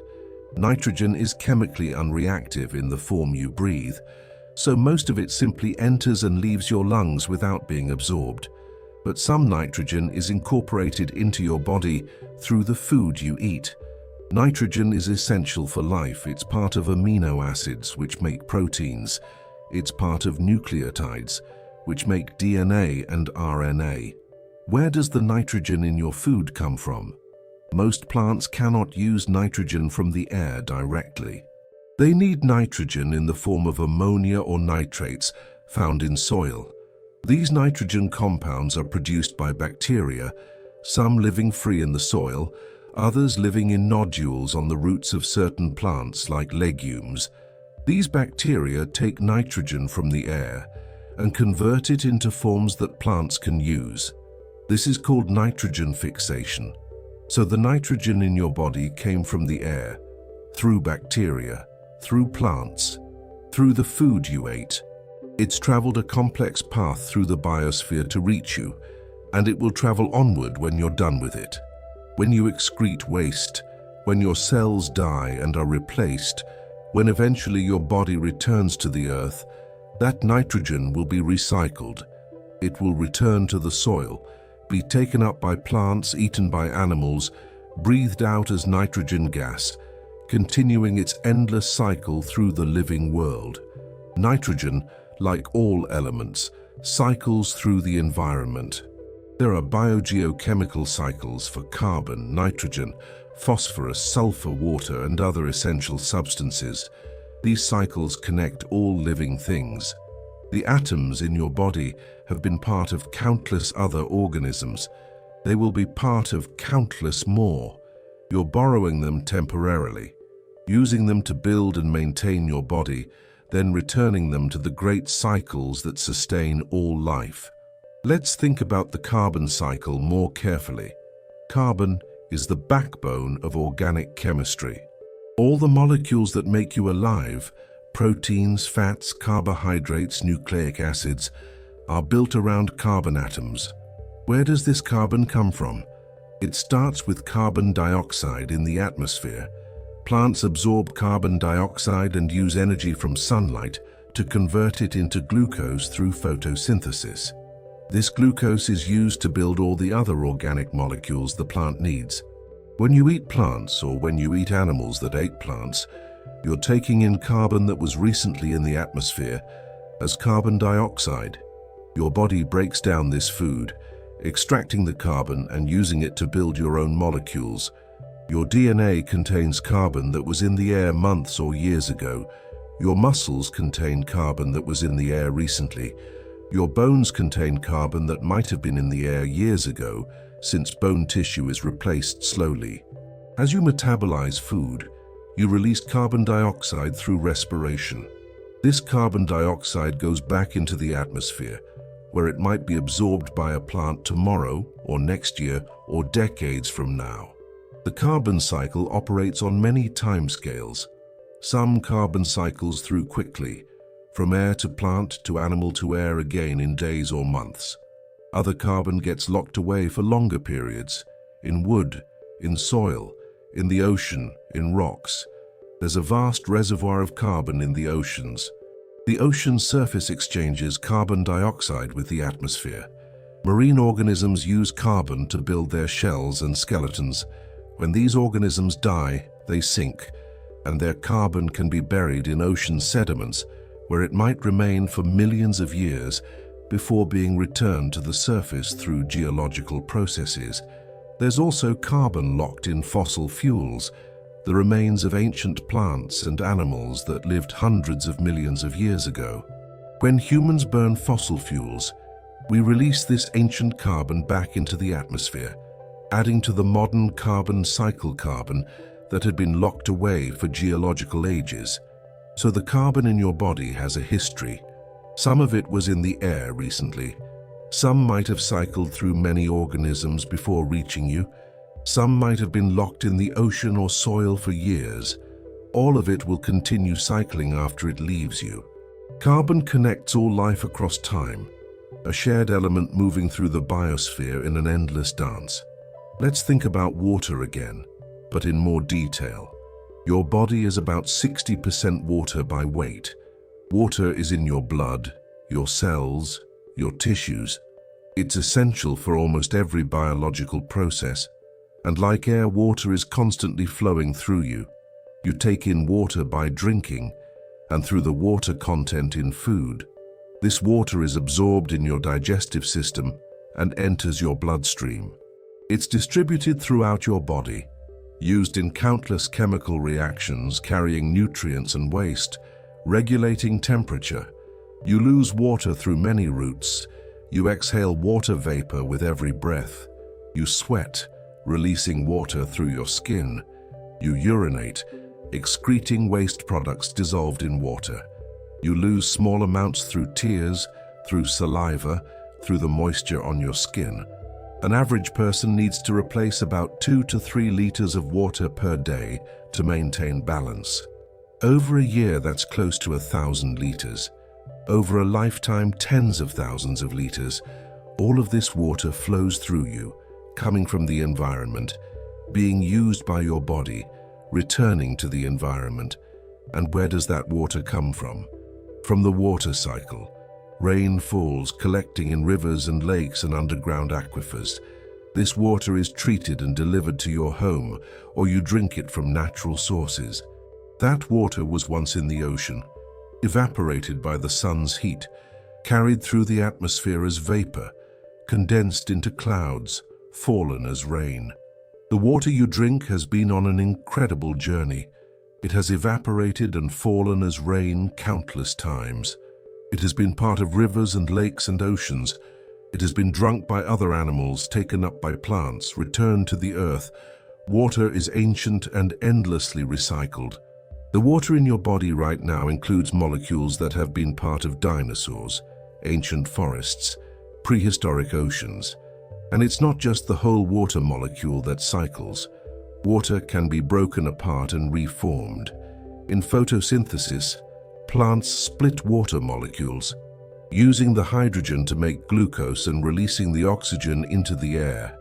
This oxygen might later be breathed by an animal and combined with hydrogen from food to make water again in cellular respiration. Even the atoms that make up water are constantly being rearranged, combined, separated, recombined. Think about the energy that flows through you. We mentioned that your cells use glucose and oxygen to produce ATP, which provides energy for cellular processes. But where does the energy in glucose come from? It comes from the sun. Plants capture sunlight using chlorophyll, a green pigment in their leaves. This sunlight provides the energy needed to convert carbon dioxide and water into glucose and oxygen. The energy from sunlight is stored in the chemical bonds of the glucose molecule. When you eat the plant and your cells break down the glucose, that stored energy is released and used to power your body. So the energy that powers your thoughts, your movements, your heartbeat, your breathing, all of it originally came from the sun. You are solar powered, just like plants. The only difference is that you access solar energy indirectly through the food you eat, while plants access it directly through photosynthesis, and the sun's energy comes from nuclear fusion. Deep in the sun's core, hydrogen atoms are fused together to form helium. This process releases enormous amounts of energy. That energy takes thousands of years to migrate from the core to the sun's surface, being absorbed and re-emitted countless times by atoms in the sun's interior. When it finally reaches the surface, it radiates into space as light and heat. Some of that light travels across 93 million miles of empty space and reaches Earth. It passes through the atmosphere and strikes a leaf. That leaf absorbs the light and uses its energy to build glucose. You eat the plant. You break down the glucose. You use the energy to live. The energy that was released by fusion in the sun's core thousands of years ago is now powering your life. This is an energy flow, a river of energy from the sun, through the biosphere, through your body, and ultimately dissipated as heat. You're part of this flow. You're not generating energy. You're channeling it, transforming it, using it temporarily before it continues on its way. The heat you produce through metabolism radiates from your body as infrared light. This heat warms the air around you. It radiates into space eventually. The energy that began in the sun's core ends up as diffuse heat in the environment, increasing the universe's total entropy. But along the way, it powered your life. It allowed you to exist as a complex, organized being for a brief time. Every living thing on Earth is part of this same energy flow. Plants capture solar energy. Herbivores eat plants, transferring that energy up the food chain. Carnivores eat herbivores, transferring it further. Decomposers break down dead organisms, releasing nutrients back to the soil and energy as heat. The whole biosphere is powered by the sun, a vast ecosystem sustained by a continuous flow of energy from our star. And this flow connects you to everything else that's alive. The plants outside your window are capturing the same sunlight that will eventually power your body through the food you eat. The animals in the forest are living on the same solar energy, transferred through different paths. All of life on Earth is running on the same energy source, connected through this shared dependence on the sun. Let's think about heat flow more carefully. Your body maintains a temperature of about 37 degrees Celsius, or 98.6 degrees Fahrenheit. This is warmer than the typical environment around you, so heat flows from your body to your surroundings. This is why you feel cold when the air temperature drops. You're losing heat faster than you're generating it. Your body generates heat through metabolism. Breaking down food releases energy, and much of that energy becomes heat. This heat must be dissipated to prevent your body temperature from rising too high. You lose heat through radiation, as we discussed. You also lose heat through convection, as air near your skin warms up and rises, carrying heat away. You lose heat through conduction when you touch cool objects, and you lose heat through evaporation as sweat on your skin evaporates, carrying heat with it. All of this heat flow connects you to your environment. You're warming the air around you. You're warming objects you touch. You're adding water vapor to the air through evaporation. These are subtle connections, but they're real and continuous. Your body is constantly exchanging heat with the world, and this heat exchange is part of larger patterns. Buildings are heated to keep people comfortable, and that heat eventually escapes into the environment. Cities are warmer than surrounding rural areas because of all the heat generated by humans, buildings, vehicles. This urban heat island effect changes local weather patterns. The heat you produce, combined with the heat produced by everyone else, contributes to these larger scale effects. Even on a global scale, human activity produces heat that affects the climate, though the bigger effect comes from greenhouse gases that trap heat rather than from direct heat production. But the point is that heat flows connect everything.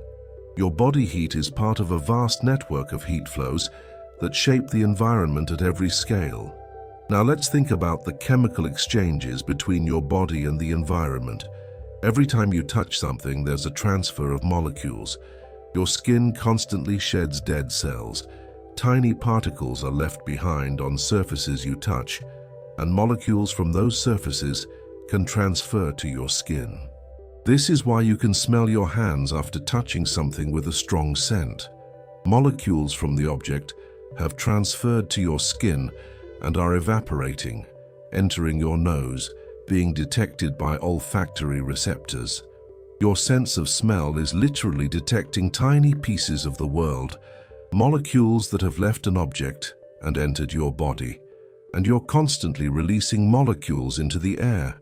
Volatile organic compounds from your skin, from your breath, create a unique chemical signature. Everyone has a slightly different scent, a result of their unique combination of genetics, diet, metabolism, bacteria on their skin. Dogs can track people by following this scent trail, detecting the molecules a person has left behind.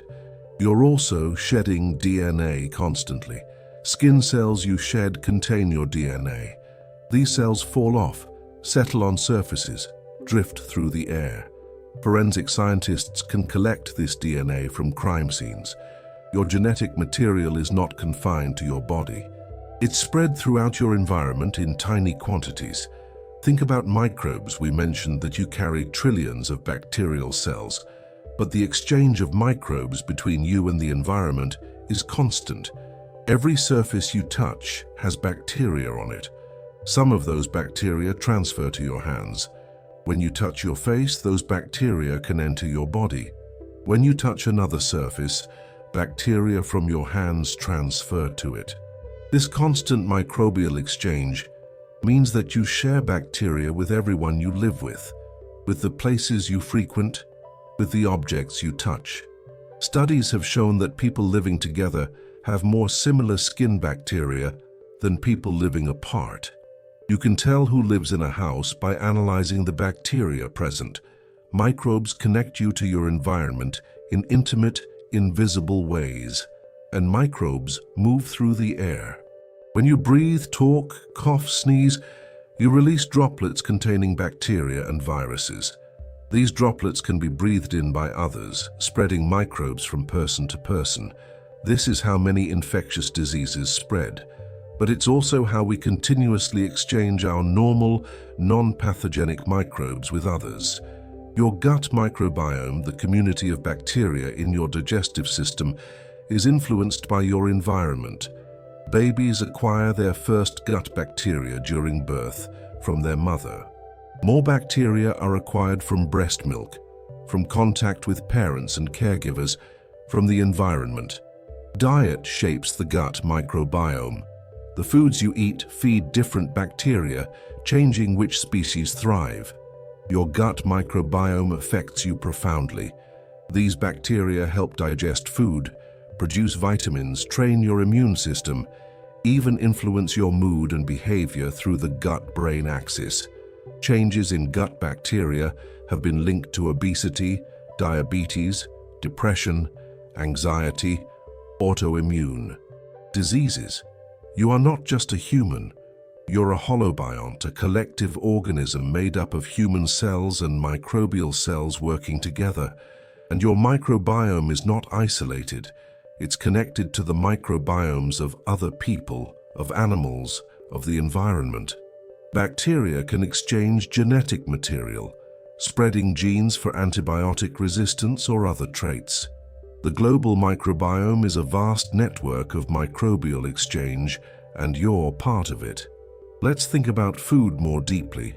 Food is matter and energy from the environment that you bring into your body, but food is also information. The nutrients in food send signals to your cells, affecting gene expression, metabolism, growth.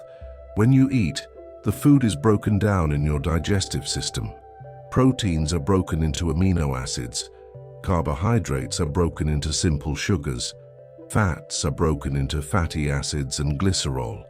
These molecules are absorbed into your bloodstream and distributed to cells throughout your body. Your cells use these molecules in many ways. Amino acids are used to build new proteins, or they can be broken down for energy. Sugars are used for immediate energy, or stored as glycogen. Fats are used to build cell membranes, to make hormones, or stored as energy reserves. The molecules from your food become part of your body's structure and function, but not all the food you eat becomes part of you. Much of it is used for energy and broken down into carbon dioxide, water, and other waste products. These waste products are excreted, so food flows through you, some of it incorporated into your tissues, some of it broken down and returned to the environment. The food you eat also carries information in the form of molecules that affect your biology. Vitamins regulate enzymes and other proteins. Minerals like calcium, iron, and zinc are essential for many processes. Phytochemicals in plants can affect inflammation, oxidation, gene expression. What you eat influences how your body functions at the molecular level, and food connects you to vast agricultural and ecological systems. The vegetables you eat were grown in soil enriched by decomposition of previous plants and animals. They were pollinated by insects or wind. They were watered by rain or irrigation. They were harvested, transported, sold. Each step connects you to people and processes far from where you sit. The animals you eat, if you eat meat, lived their own lives, eating their own food, breathing, moving. Their bodies were sustained by the same flows of matter and energy that sustain you. When you eat them, you take in the matter they built from their environment. You're connected to them, to the ecosystems they were part of, to the sun that powered the plants they ate or that their prey ate. Even processed food, which might seem disconnected from nature, is ultimately made from agricultural products. A can of soda contains sugars from corn or sugar cane, which were plants that photosynthesized. A bag of chips contains starches from potatoes, oils from seeds. Everything you eat traces back to photosynthesis, to soil, to water, to the sun. You cannot escape these connections. They're fundamental to how life works. Think about the minerals in your body: calcium in your bones and teeth, iron in your blood, sodium and potassium in your nerves, zinc, copper, magnesium, phosphorus, all essential for various functions. Where do these minerals come from? They come from the earth. Plants absorb minerals from the soil through their roots. Animals get minerals by eating plants or other animals. You get minerals from your food and water. These minerals were part of rocks before they became part of soil. They were released from rocks by weathering, the slow breakdown of stone by water, temperature changes, plant roots, chemical reactions. Some of these minerals have been part of Earth's crust since the planet formed, over 4.5 billion years ago. Some were created in stars and scattered into space when those stars died. The iron in your blood was forged in a supernova. a stellar explosion billions of years ago. That iron became part of the cloud of dust and gas that formed the solar system. It was incorporated into Earth. It cycled through rocks, soil, life, countless times. Now it's in your blood, carrying oxygen to your cells. When you die, these minerals will be returned to the Earth. They'll cycle through soil, plants, animals again. They're ancient and will endure long after you're gone, moving through the biosphere in endless cycles. Let's think about sound and vibration as forms of connection and energy transfer. When someone speaks to you, they're transferring energy. Their vocal cords vibrate, creating pressure waves in the air. These waves carry energy away from the speaker and toward you. When the waves reach your ear, they transfer that energy to your eardrum, making it vibrate. So sound is a physical transfer of energy through matter. The speaker loses a tiny amount of energy. The air molecules that carry the sound vibrate, passing energy along. Your ear receives that energy. It's a flow from speaker to listener, mediated by the air. And this flow creates a connection. The speaker's breath, the vibration of their vocal cords, the pattern of sound they produce, all of this enters your ear, affects your hearing, generates neural signals in your brain. The speaker has physically touched your auditory system through sound waves. They've sent energy and information from their body to yours. Music is another form of this connection. A musician creates vibrations using vocal cords or instruments. Those vibrations spread through the air. When they reach you, they affect your auditory system, and through that, your emotions and thoughts. Music can make you feel joy, sadness, excitement, calm. Vibrations in the air, created by someone else, are changing your internal state. And you create sound too. When you speak, sing, make any noise, you're sending vibrations out into the world. Those vibrations affect others. Your voice carries information, emotion, meaning. It's a way of touching others at a distance, using the air as a medium. Think about the mechanical vibrations that travel through solid matter. When you walk, your footsteps create vibrations in the ground. These vibrations spread out as seismic waves, incredibly small but real. Buildings are designed to account for vibrations from traffic, wind, even the movements of people inside. Everything is slightly vibrating, responding to forces and movements. Your body vibrates, your heart beats, creating pressure waves in your blood and vibrations in your chest. Your lungs expand and contract, your muscles tense and relax. All of these create tiny vibrations. You're a source of mechanical waves spreading into your environment, and you're affected by vibrations from outside. Loud sounds can make your whole body vibrate. You can feel bass frequencies in your chest. Earthquakes, even small ones, cause the ground beneath you to move.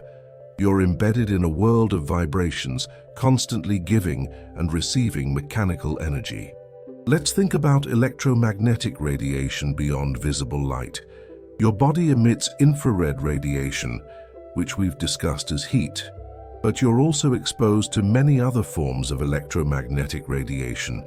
Radio waves are all around you, carrying signals for radio, television, cell phones, Wi-Fi.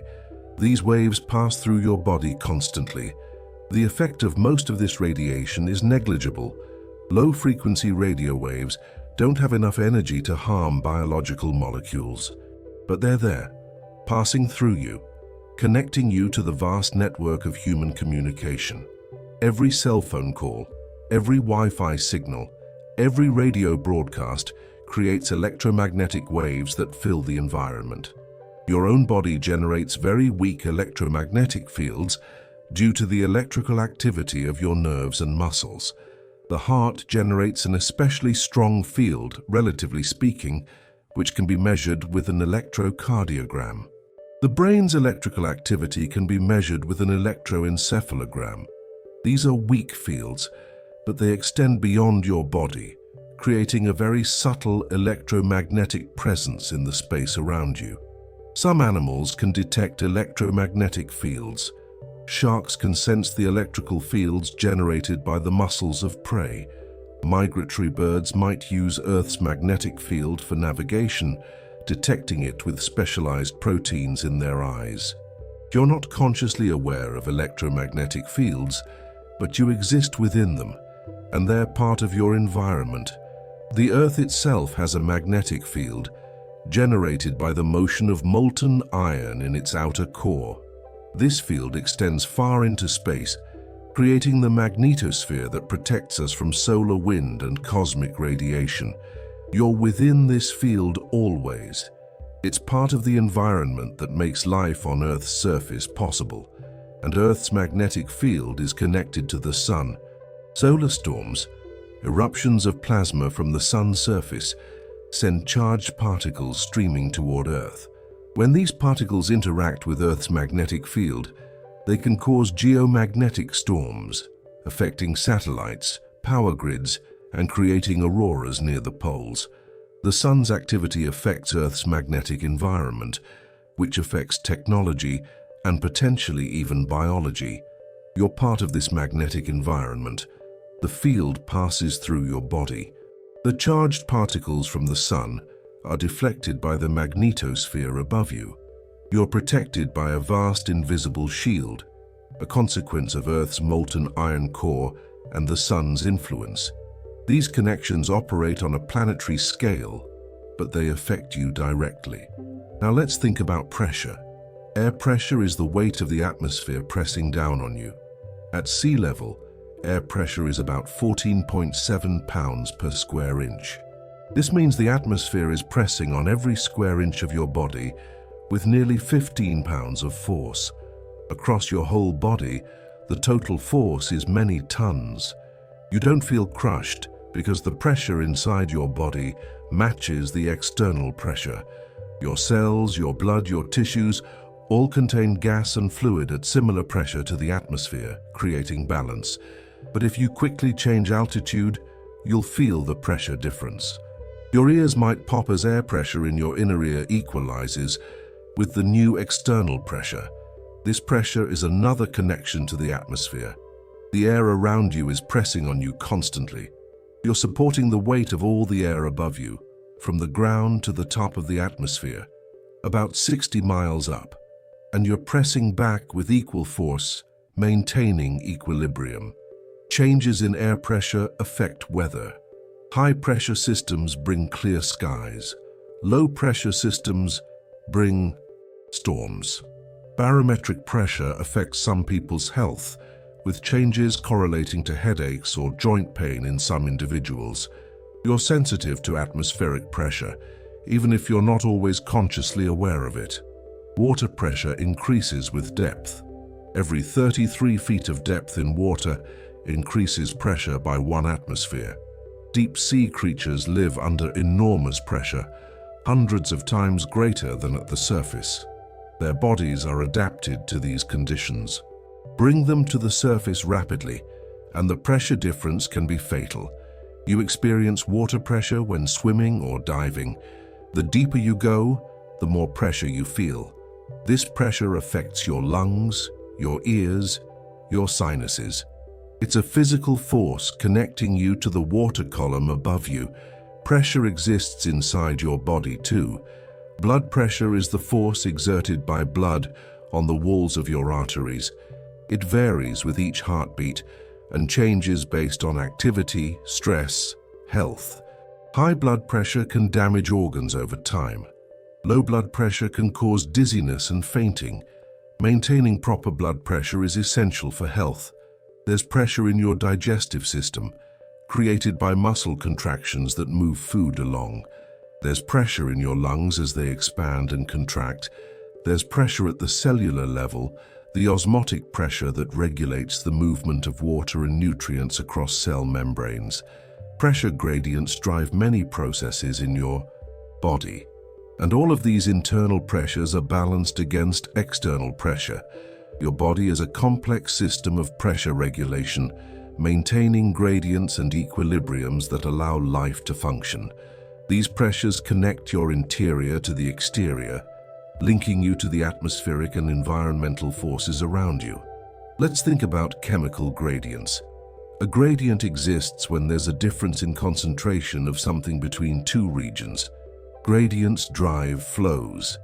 Water flows from high concentration to low concentration. Heat flows from hot to cold. Chemicals diffuse from high concentration to low concentration. Your body uses gradients extensively. Nutrient gradients drive the absorption of food in your intestines.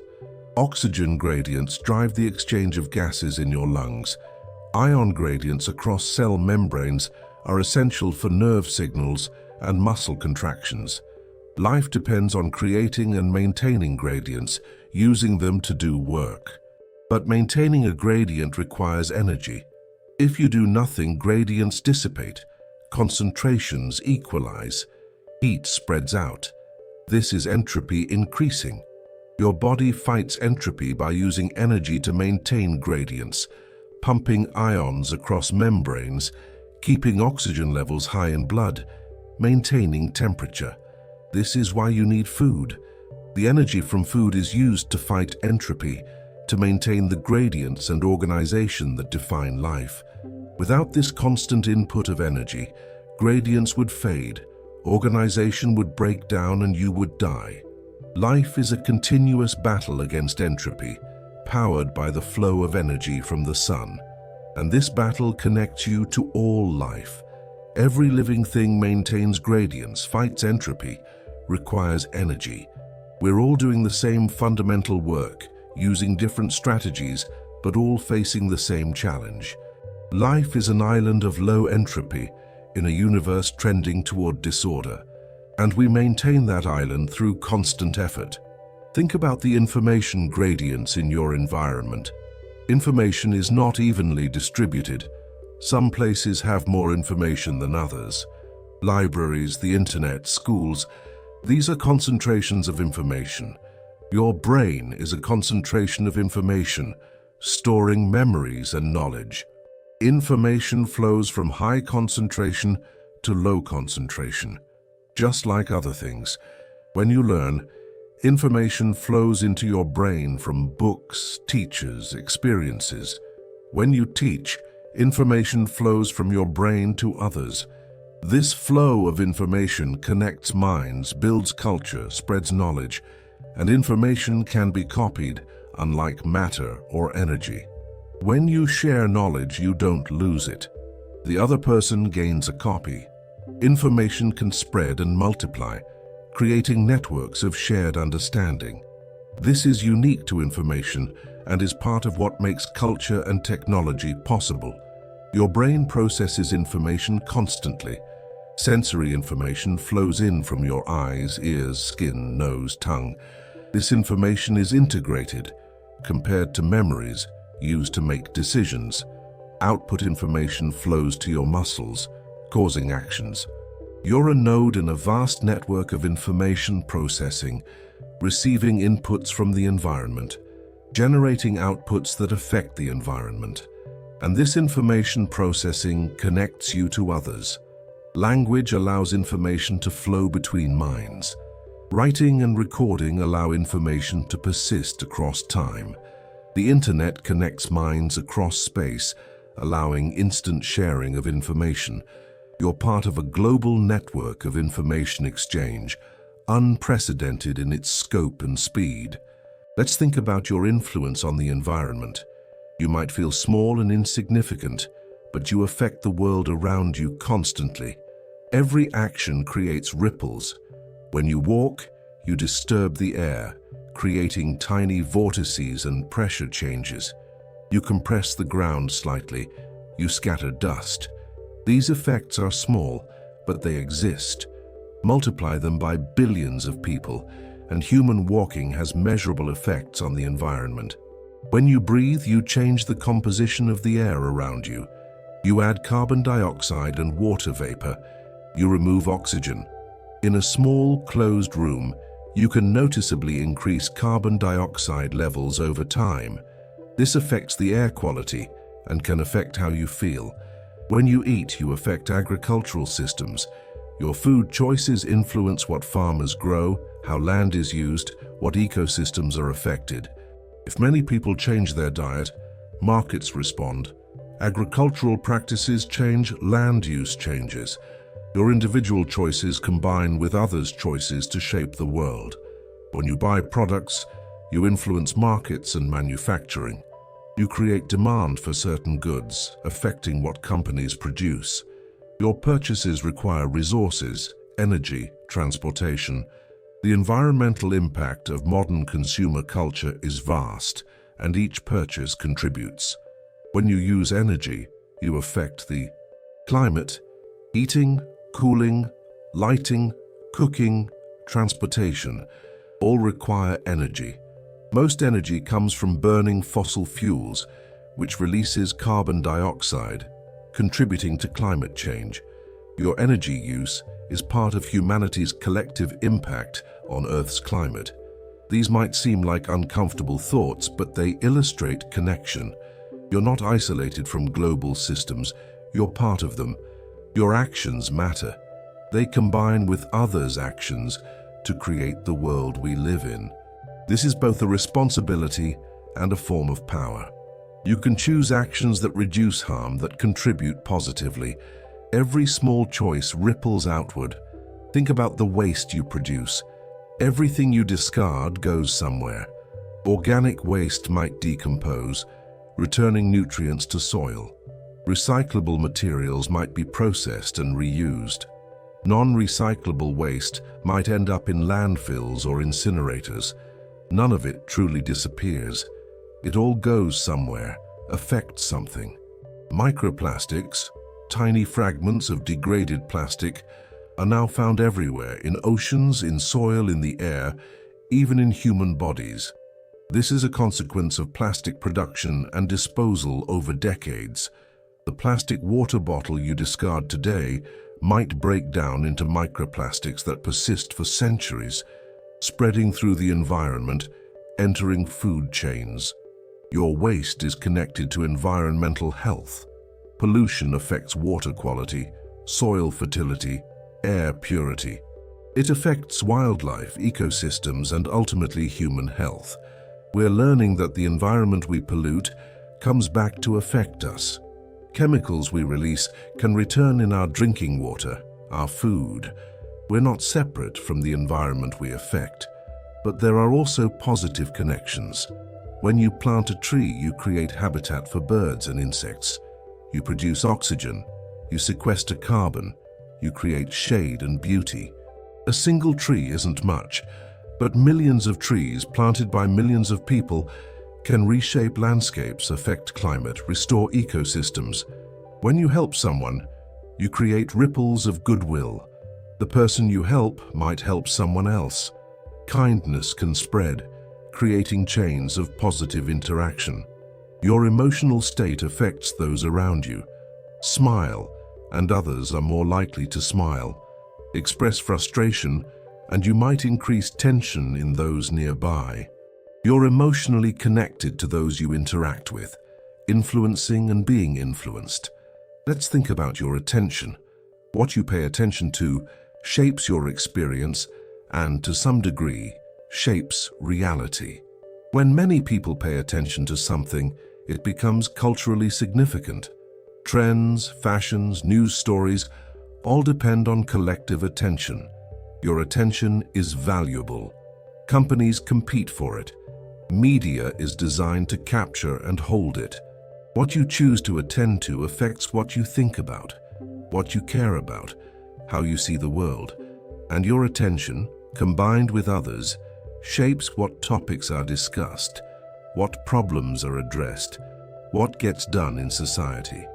This is a more subtle form of connection, but it's real. Your consciousness is not isolated. It's part of a collective human consciousness, shaped by culture, language, media, shared experiences. What happens in the world affects how you think and feel. How you think and feel affects your actions, which affect the world.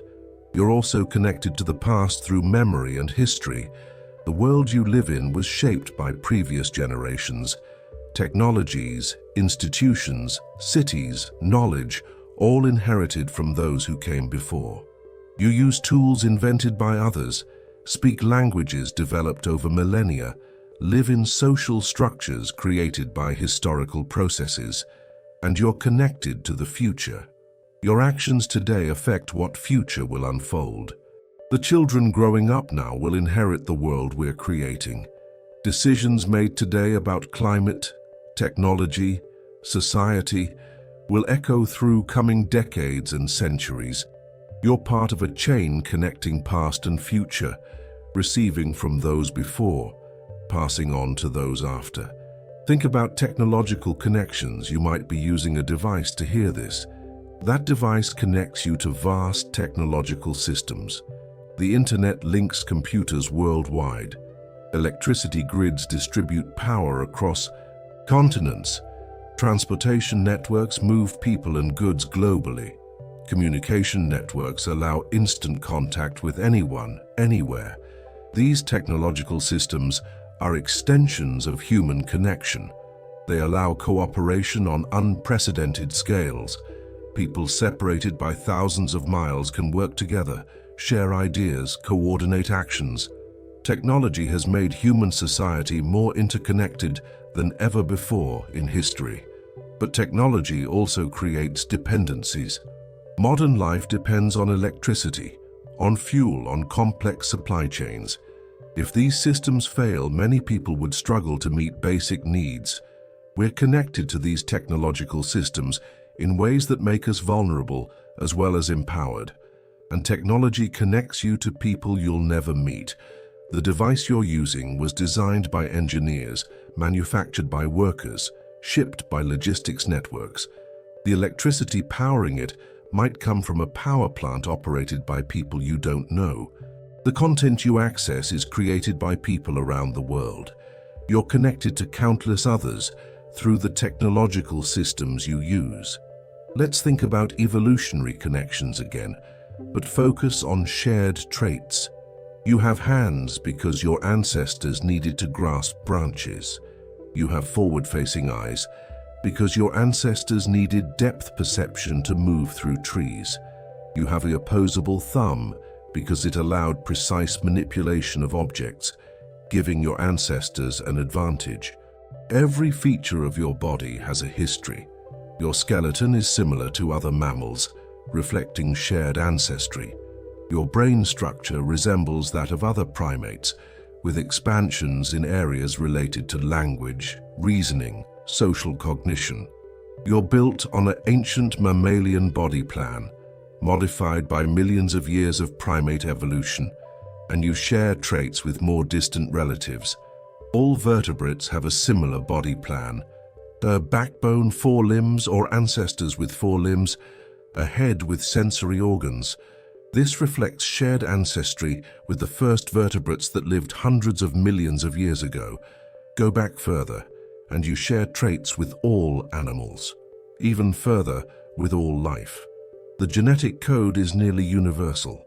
The same triplets of DNA bases code for the same amino acids in almost all organisms. This is powerful evidence of common ancestry. Life didn't arise separately multiple times with different genetic codes. It arose once, and all modern life descends from that origin.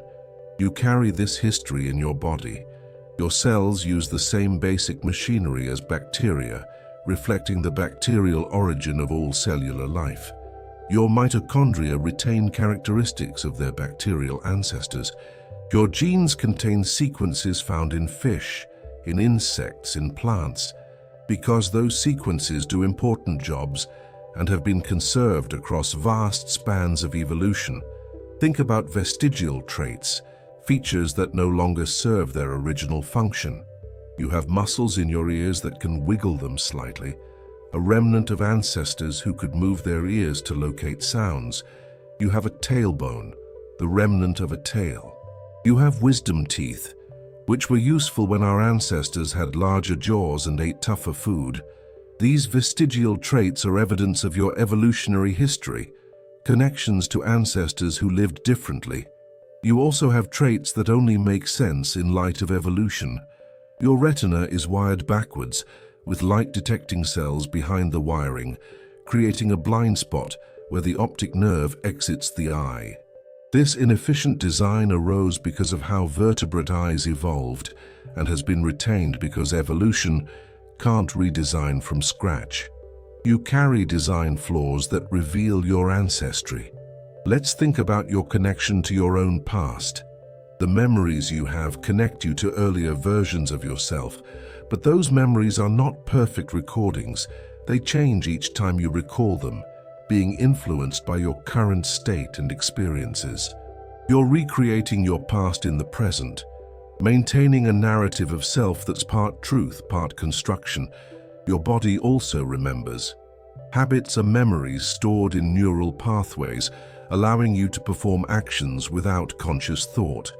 Immune memory allows your body to recognize pathogens it has encountered before. Scars are physical memories of injuries. Your body is marked by your history, and your development was influenced by your environment. The nutrition you received as a child affected your growth. The languages you heard shaped the neural structures for language processing. The experiences you had formed your personality, your skills, your fears and desires. You're a product of gene-environment interactions, with both nature and nurture shaping who you are. This means you're connected to the people and places of your childhood. Parents, siblings, friends, teachers, all influenced your development. The home you grew up in, the culture you were raised in, the historical period you lived through all shaped you. You carry these influences with you, even if you've moved far from where you began. Think about cultural evolution. Unlike genetic evolution, which passes information through DNA, cultural evolution passes information through learning and imitation. Ideas, technologies, practices spread through populations, change over time, accumulate improvements. Cultural evolution is much faster than genetic evolution. You're a carrier of cultural information. The knowledge and skills you have were transmitted to you by others. You'll transmit some of them to others through teaching, writing, conversation, example. Culture flows through people, connecting generations, accumulating over time. And culture shapes biology. Humans' ability to digest lactose in adulthood evolved in populations with dairy farming, where the cultural practice of consuming milk created a selective advantage for genetic variants that allowed lactose digestion. This is gene-culture coevolution, where cultural practices affect which genes are favored by natural selection. Language is a form of culture that profoundly shapes thought. The language you speak affects how you perceive colors, how you think about time and space, how you categorize the world. Different languages carve up reality differently, creating different conceptual frameworks. You think through language, and language is a cultural inheritance. Your moral values are largely cultural. Different societies have different moral norms, though with some universal commonalities. You were taught what's right and wrong by your culture. These values guide your behavior and judgments. They connect you to your cultural community, creating shared expectations and standards. Let's think about the economic connections that link you to others. If you work, you're part of an economy, producing value that others consume, consuming value that others produce. Money is a medium of exchange that allows this indirect cooperation. You provide something of value, receive money, use that money to obtain things others provide.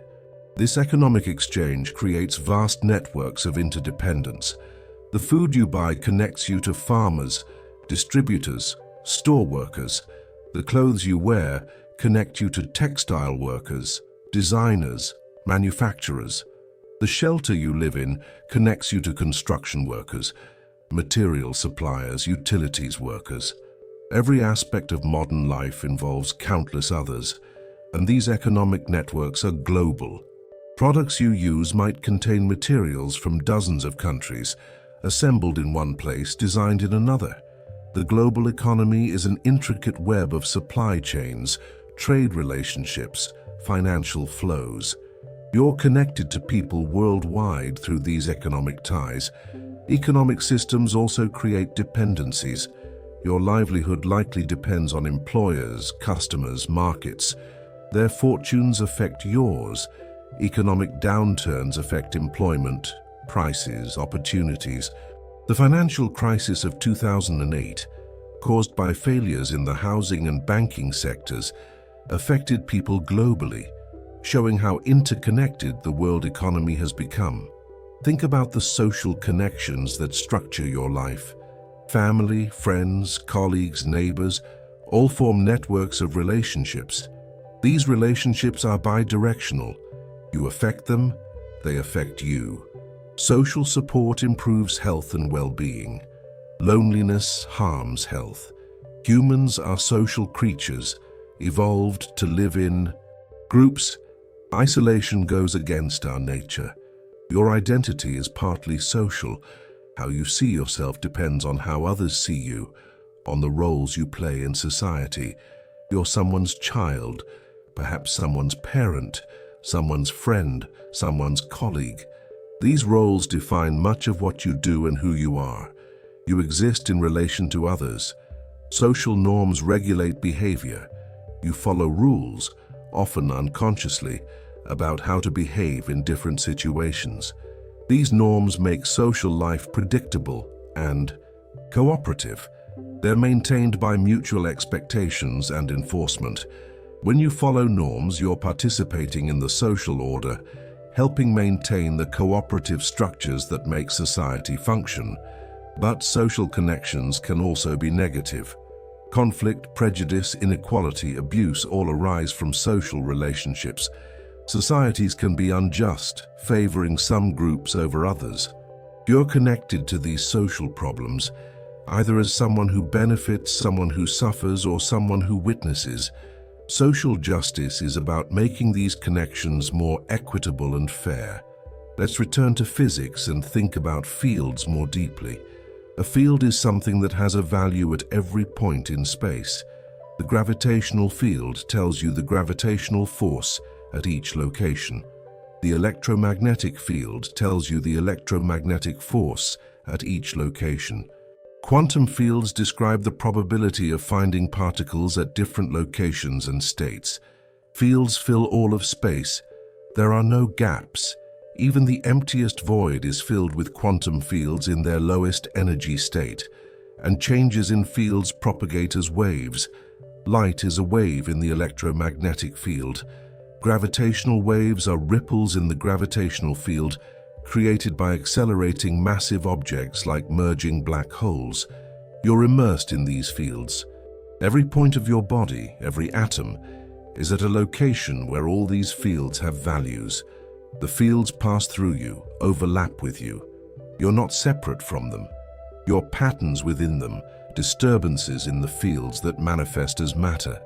When you move, you're changing the fields around you. Your mass creates a gravitational field that moves with you. Charged particles in your body create electric fields that move with you. You're a moving pattern in the universal fields, and those fields carry your influence outward at the speed of light. Think about the forward flow of causation.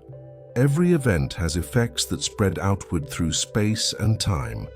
Actions you take today will have consequences tomorrow, next year, decades from now. Some effects are predictable. Others emerge from complex interactions and are surprising. You can't predict all the consequences of your actions. The world is too complex. But you know that consequences exist. Every choice ripples outward. This gives your actions moral weight. You're responsible in some degree for the effects you cause, even unintended ones. And causation runs backward in time too, in a sense. The present is the result of the past. Everything happening now is caused by what happened before. You are the result of countless past causes, stretching back to the beginning of the universe. Every event in cosmic history contributed in some tiny way to you existing in this moment. This creates a kind of connection across time. The Big Bang led to galaxy formation, led to star formation, led to the creation of heavy elements, led to the formation of the solar system, led to Earth, led to life, led to humans, led to you. You're the product of the entire history of the universe. You're an outcome of cosmic evolution. Let's think about probability and randomness. Quantum mechanics says that some events are fundamentally random. When a particle is measured, the outcome is probabilistic, not deterministic. This randomness is built into the fabric of reality. But randomness doesn't mean disconnection. Random events still follow probability distributions. The outcomes are constrained by the laws of physics, by the state of the system, by initial conditions.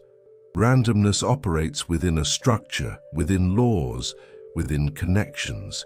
And randomness connects you to uncertainty, to possibility. The future is not entirely determined. There's genuine openness, genuine chance. This means your choices matter. The future is not fixed. What you do can make a difference, can steer events one way or another, within the bounds of probability. Randomness also connects you to other possible versions of yourself. In the many worlds interpretation of quantum mechanics, every quantum event creates branching realities, with each possible outcome occurring in a different branch. There are versions of you in other branches who made different choices, experienced different outcomes. You're one thread in a vast tapestry of possibilities. This interpretation is debated, but even if it's not literally true, it captures something important. You exist at the intersection of necessity and chance. Some things about you were determined by physics, genetics, history. Other things could have been different, were contingent on chance events, on choices. You're a unique combination of the determined and the random. Think about the present moment again. Right now, as you listen or read, you're aware. This awareness is happening in the present, but the present is incredibly brief. By the time you become conscious of something, it's already in the past. Consciousness seems to lag slightly behind events, creating a perpetual sense of experiencing the recent past. Yet the present is all we ever directly experience. Memory is reconstruction. Anticipation is imagination. Only the present is immediate. And in the present, you're connected to everything around you through simultaneous existence. Everything happening right now, everywhere in your reference frame, is part of your present. Due to the finite speed of light, simultaneity is relative. Events that are simultaneous for you might not be simultaneous for someone moving relative to you. The present is not a universal moment, but a local perspective. Still, it's your perspective, your now, the only time you can act and experience. And in this present moment, you're part of an unfolding universe. The past has led to this moment. This moment will lead to the future. You're riding the edge of time, the boundary between what has been and what will be, participating in the universe's continuous becoming. Let's rest here for a moment. We've explored many flows. Matter flowing through you, energy flowing through you, heat, sound, chemicals, information, all constantly exchanged between you and the environment. You're not a closed system. You're an open process, a temporary pattern maintained by constant flow. These flows connect you to the sun, to the soil, to the atmosphere, to other living things, to ecosystems, to the planet, to technology, to society, to the past and future. You're woven into countless cycles and networks, visible and invisible, physical and social, local and global. In the next chapter, we'll look more at consciousness itself, at how the universe has folded back to observe itself through you, at what it means to be a point of awareness in this vast, interconnected cosmos. For now, rest in the awareness of these flows. Feel the breath moving in and out. Feel the warmth of your body. Know that you're part of a living, flowing, ever-changing universe, connected to it all through the endless exchange of matter, energy, and information. In this quiet moment, let's turn our attention to something remarkable, something that makes you fundamentally different from a rock or a cloud or even a tree. You are aware. You can observe, experience, reflect, know. And through this awareness, something extraordinary happens. The universe, which spent billions of years simply existing, now has a way to observe itself. Through your eyes, through your consciousness, the cosmos looks back at its own existence. This isn't metaphor, this is what's actually happening. The atoms in your brain were forged in stars. They drifted through space. They became part of Earth. They cycled through countless forms. And now, arranged in the particular pattern that is your brain, they have the capacity for awareness. Star matter is conscious. The universe has organized a small part of itself into a structure capable of observation, thought, and wonder. Let's begin with what consciousness is, as much as we understand it. Consciousness is subjective experience. It's what it feels like to be you. The redness of red, the sound of music, the taste of an apple, the feeling of warmth or cold. These experiences, these qualia as philosophers call them, are the contents of consciousness. But consciousness is more than just sensory experience. It includes thought, emotion, memory, imagination. It includes the sense of self, the feeling that there's a you having these experiences. It includes attention, the ability to focus on some things and ignore others. It includes awareness itself, the mysterious fact that there's something it's like to be you. Scientists and philosophers have studied consciousness for centuries, and we still don't fully understand it. How does the physical brain create subjective experience? Why is there something it feels like to be a collection of neurons? This is called the hard problem of consciousness, and it remains unsolved. But what we do know is that consciousness emerges from the brain's activity. The 100 billion neurons in your brain, with their 100 trillion connections, create patterns of electrical and chemical signals.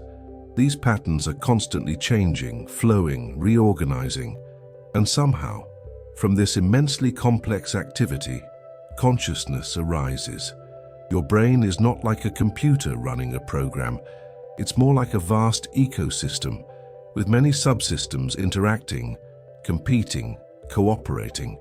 Different brain regions specialize in different functions. Visual processing, language, memory, emotion, decision-making all have associated brain areas. But these areas don't work in isolation. They're constantly communicating, creating an integrated whole. This integration is key to consciousness. Information from different senses is combined.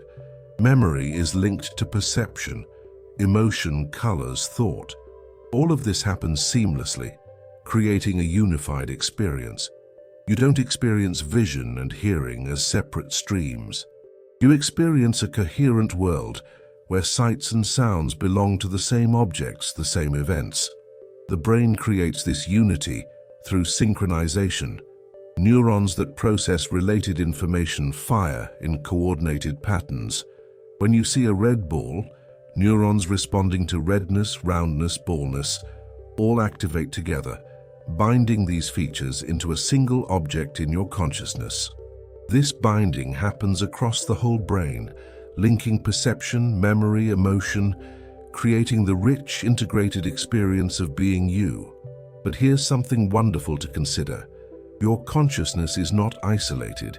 It's connected to the world through your senses. Every moment, information flows from the environment into your awareness. Light enters your eyes, carrying information about the world. Sound enters your ears. Chemicals enter your nose and mouth, creating smell and taste. Pressure and temperature sensors in your skin tell you about touch and heat. These senses are your windows to the world. They allow the external universe to affect your internal experience. When you look at a sunset, photons that traveled from the sun bounce off clouds and atmosphere and enter your eyes. These photons trigger neural signals that flow through your visual system and create the experience of seeing orange and pink and purple spreading across the sky. The sunset exists outside your mind, but the experience of the sunset exists inside your mind. The two are connected. The physical event causes the mental experience, and in that moment, you're bridging the gap between the objective and the subjective. The universe outside is reflected in the universe inside your consciousness. Think about what this means. Your consciousness is not separate from the physical world. It's part of the physical world. Your brain is matter, obeying physical laws. The signals in your neurons are electrical and chemical processes, no different in kind from other physical processes. And yet, from these physical processes, something seemingly non-physical emerges: subjective experience. This is the mystery of consciousness. How does the objective become subjective? How do physical processes in the brain create the feeling of seeing red, or tasting chocolate, or feeling love? We don't have a complete answer, but what we do know is that consciousness depends on the physical. Change the brain and consciousness changes. Damage certain brain areas and specific abilities are lost. Consciousness and brain are intimately connected, perhaps inseparable. Some philosophers and scientists think consciousness might be more fundamental than we realize. Instead of consciousness emerging from matter, perhaps consciousness is a basic feature of reality, like mass or charge. On this view, called panpsychism, even simple systems might have some tiny degree of experience. Electrons might have some infinitesimal awareness, though nothing like human consciousness. This is speculative, but it offers an intriguing possibility. If consciousness is fundamental, then you're not an isolated island of awareness in a dead universe. You're part of a continuum of consciousness, from the simplest systems with the barest glimmer of experience to complex systems like brains with rich, elaborate inner worlds. Whether or not panpsychism is true, your consciousness connects you to other conscious beings. Other humans, certainly, but also other animals, dogs, cats, birds, fish, insects. All have nervous systems, all process information, all likely have some form of experience. The complexity varies, but the basic fact of being aware of having some inner experience is probably widespread among animals. When you interact with another person, you're interacting with another center of consciousness. They have an inner world as rich and real to them as yours is to you. They see, hear, feel, think, remember, hope, fear, just as you do. This is empathy's foundation, recognizing that others are conscious, that they have experiences, that they can suffer and flourish. And this recognition creates a kind of connection. When you understand that another person has an inner life, they're no longer just an object in your world. They're a subject, another perspective, another point from which the universe is being observed. You're two expressions of the same underlying reality, two ways the cosmos has organized itself to be aware. Think about language as a bridge between conscious minds. Language allows you to express your inner experiences and share them with others. You can describe what you're seeing, feeling, thinking, and others can do the same. Through language, private, subjective experiences become partially public, communicable, shareable. Of course, language has limits. You can never fully communicate what it's like to be you. The exact quality of your experiences, the precise way you feel and think, these remain private, but language gets close enough. It allows minds to meet, to understand each other well enough to cooperate, to empathize, to love. And through language, you can know things about the inner lives of people long dead. When you read words written centuries ago, you're accessing the thoughts of someone who lived in a different time. Their consciousness has ended, but the patterns of thought they encoded in language persist. Reading is a kind of communion with the dead, a way of touching their consciousness across the barrier of time. Writing extends consciousness beyond a single lifetime. The ideas in this script, the thoughts being expressed, will persist after the moment of their creation. They can be encountered by future consciousnesses, perhaps long after the original speaker and listener are gone. Consciousness leaves traces, creates continuity across time. Let's think about perception more carefully. Perception is not a passive receiving of information, it's an active construction. Your brain doesn't just record what your senses detect. It interprets, predicts, fills in gaps, creates a coherent model of the world. Visual perception is a good example. You feel like you see the world clearly and completely, but your eyes have a blind spot where the optic nerve exits the retina. You don't see a gap in your vision because your brain fills it in, guessing what should be there based on surrounding information. You're not seeing reality directly. You're seeing your brain's reconstruction of reality. Similarly, you feel like you see in color everywhere in your visual field. But actually, color vision is concentrated in the center of your gaze. Peripheral vision is mostly black and white. Your brain fills in the periphery with color based on expectations and quick glances. Move your eyes, and you see the periphery clearly for a moment, but then your attention moves, and the periphery becomes vague again. This might sound unsettling. You're not seeing reality as it is. You're seeing a simulation, a model your brain creates based on incomplete information. But this simulation is extremely useful. It's detailed enough, accurate enough, fast enough to allow you to navigate the world effectively. Your brain is optimized for survival and function, not for perfect representation of reality. And this connects you to reality in a particular way. You're not a detached observer looking at an objective world. You're an embedded participant, with a perspective, with limitations, with a brain that creates a useful model rather than a perfect copy.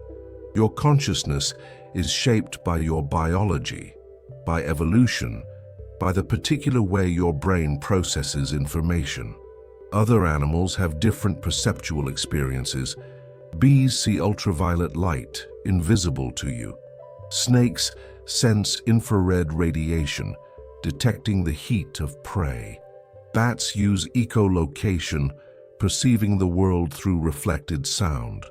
Each species has a sensory world shaped by its evolutionary history and ecological needs. There's no single correct way to perceive reality. There are many perspectives, many ways of experiencing the world. You're one perspective among many. Your human consciousness is one way the universe can observe itself, but it's not the only way. Every conscious being offers a different perspective, a different window onto reality. And all of these perspectives together create a rich, multifaceted awareness, the universe knowing itself from countless angles. Think about attention. At any moment, you're receiving vast amounts of sensory information, but you can only consciously attend to a small fraction of it. Attention is like a spotlight, illuminating some things while leaving others in darkness. What you attend to becomes part of your conscious experience. What you ignore remains unconscious, processed, but not experienced. This means consciousness is selective. You're not aware of everything happening in your brain or your body. Your heart is beating, your lungs are breathing, your digestive system is working, countless automatic processes are occurring, and you're not consciously experiencing most of them. They happen in the background, managed by unconscious brain systems. Even sensory information is filtered. Right now, you're probably not aware of the feeling of clothing on your skin, unless you direct your attention to it. The sensation is there, constantly, but it's filtered out as irrelevant. Only when you attend to it does it enter consciousness. This filtering is necessary. If you were consciously aware of everything, you'd be overwhelmed, Attention allows you to focus on what matters, what's relevant to your current goals and needs. It creates a simplified, manageable, conscious experience from the overwhelming complexity of reality. But attention also shapes what you know and believe. What you attend to influences what you remember. What you remember influences how you think about the world. If you consistently attend to negative news, you'll form a pessimistic view. If you attend to positive experiences, you'll be more optimistic. Your consciousness is shaped by where you direct your attention, and you can control your attention to some degree. You can choose what to focus on, what to think about, what to notice. This is mindfulness, the practice of deliberately directing attention, usually to the present moment, to immediate sensory experience, to breath or bodily sensations. Mindfulness is a way of taking control of your consciousness, shaping your experience through deliberate attention. This ability to direct attention connects you to your own mental processes. You're not just experiencing. You're observing your experience. You can think about your thoughts, feel your feelings, be aware of being aware. This is metacognition, consciousness reflecting on itself. Metacognition creates a kind of internal observer. There's a part of you that watches the rest of you, that monitors your mental states, that notices when you're distracted or confused or emotional. This internal observer is not separate from your consciousness. It's part of it. But it creates a sense of distance, a feeling that you're not identical to your thoughts and feelings. You're the one observing them. This is liberating. If you're not your thoughts, then you don't have to be controlled by them. You can notice a negative thought, recognize it as just a thought and let it go. You can feel an emotion without being overwhelmed by it. Metacognition creates space between stimulus and response, allowing choice, allowing freedom. Let's think about memory. Memory connects you to your past. Without memory, you'd have no continuity, no sense of self extending through time. You'd be trapped in an eternal present, each moment isolated, disconnected from what came before. But memory is not like a video recording. It's reconstructive. When you remember something, your brain doesn't replay a stored recording. It rebuilds the memory from scattered pieces of information, filling in gaps influenced by your current state and subsequent experiences. Each time you remember something, you're recreating it and potentially changing it slightly. This means memories are not perfectly reliable. They can fade, distort, blend together. False memories can form, where you remember things that didn't happen, or remember them differently than they occurred.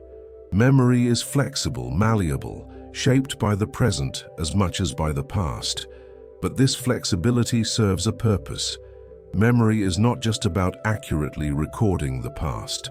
It's about learning, about extracting useful information from experience, about building models that help predict the future. A perfectly accurate memory of every detail would be overwhelming and inefficient. Selective memory, focused on what's meaningful and useful, serves you better. And memory connects you to your earlier selves. The child you were still influences you through memories, learned behaviors, formed personality. You carry your past within you, not as unchanging fact but as living influence, constantly being reinterpreted from your current perspective. Memory also creates shared history. When you share a memory with someone, when you both remember the same event, you have a bond.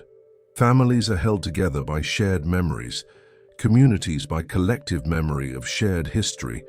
Memory creates continuity, not just for individuals, but for groups, cultures, societies. Think about imagination. Imagination is consciousness untethered from immediate perception. You can think about things that aren't present. You can imagine the past, the future, distant places, impossible scenarios. Imagination is a kind of mental simulation, your brain creating models of situations that aren't currently real. This is remarkably powerful. It allows planning. You can imagine different possible futures, compare them, choose actions based on predicted outcomes. Animals with less sophisticated imaginations are more bound to the present, reacting to immediate stimuli. Your imagination gives you freedom to consider alternatives, to shape your future. Imagination also allows creativity. You can combine ideas in new ways, invent things that don't exist, create art, music, stories, technologies. Human culture is built on imagination, on the ability to conceive of what could be and then work to make it real. And imagination connects you to others' experiences.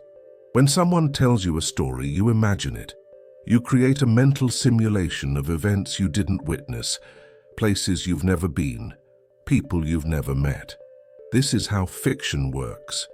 You imagine fictional worlds and characters, and they feel real while you're engaged with them. Empathy uses imagination too.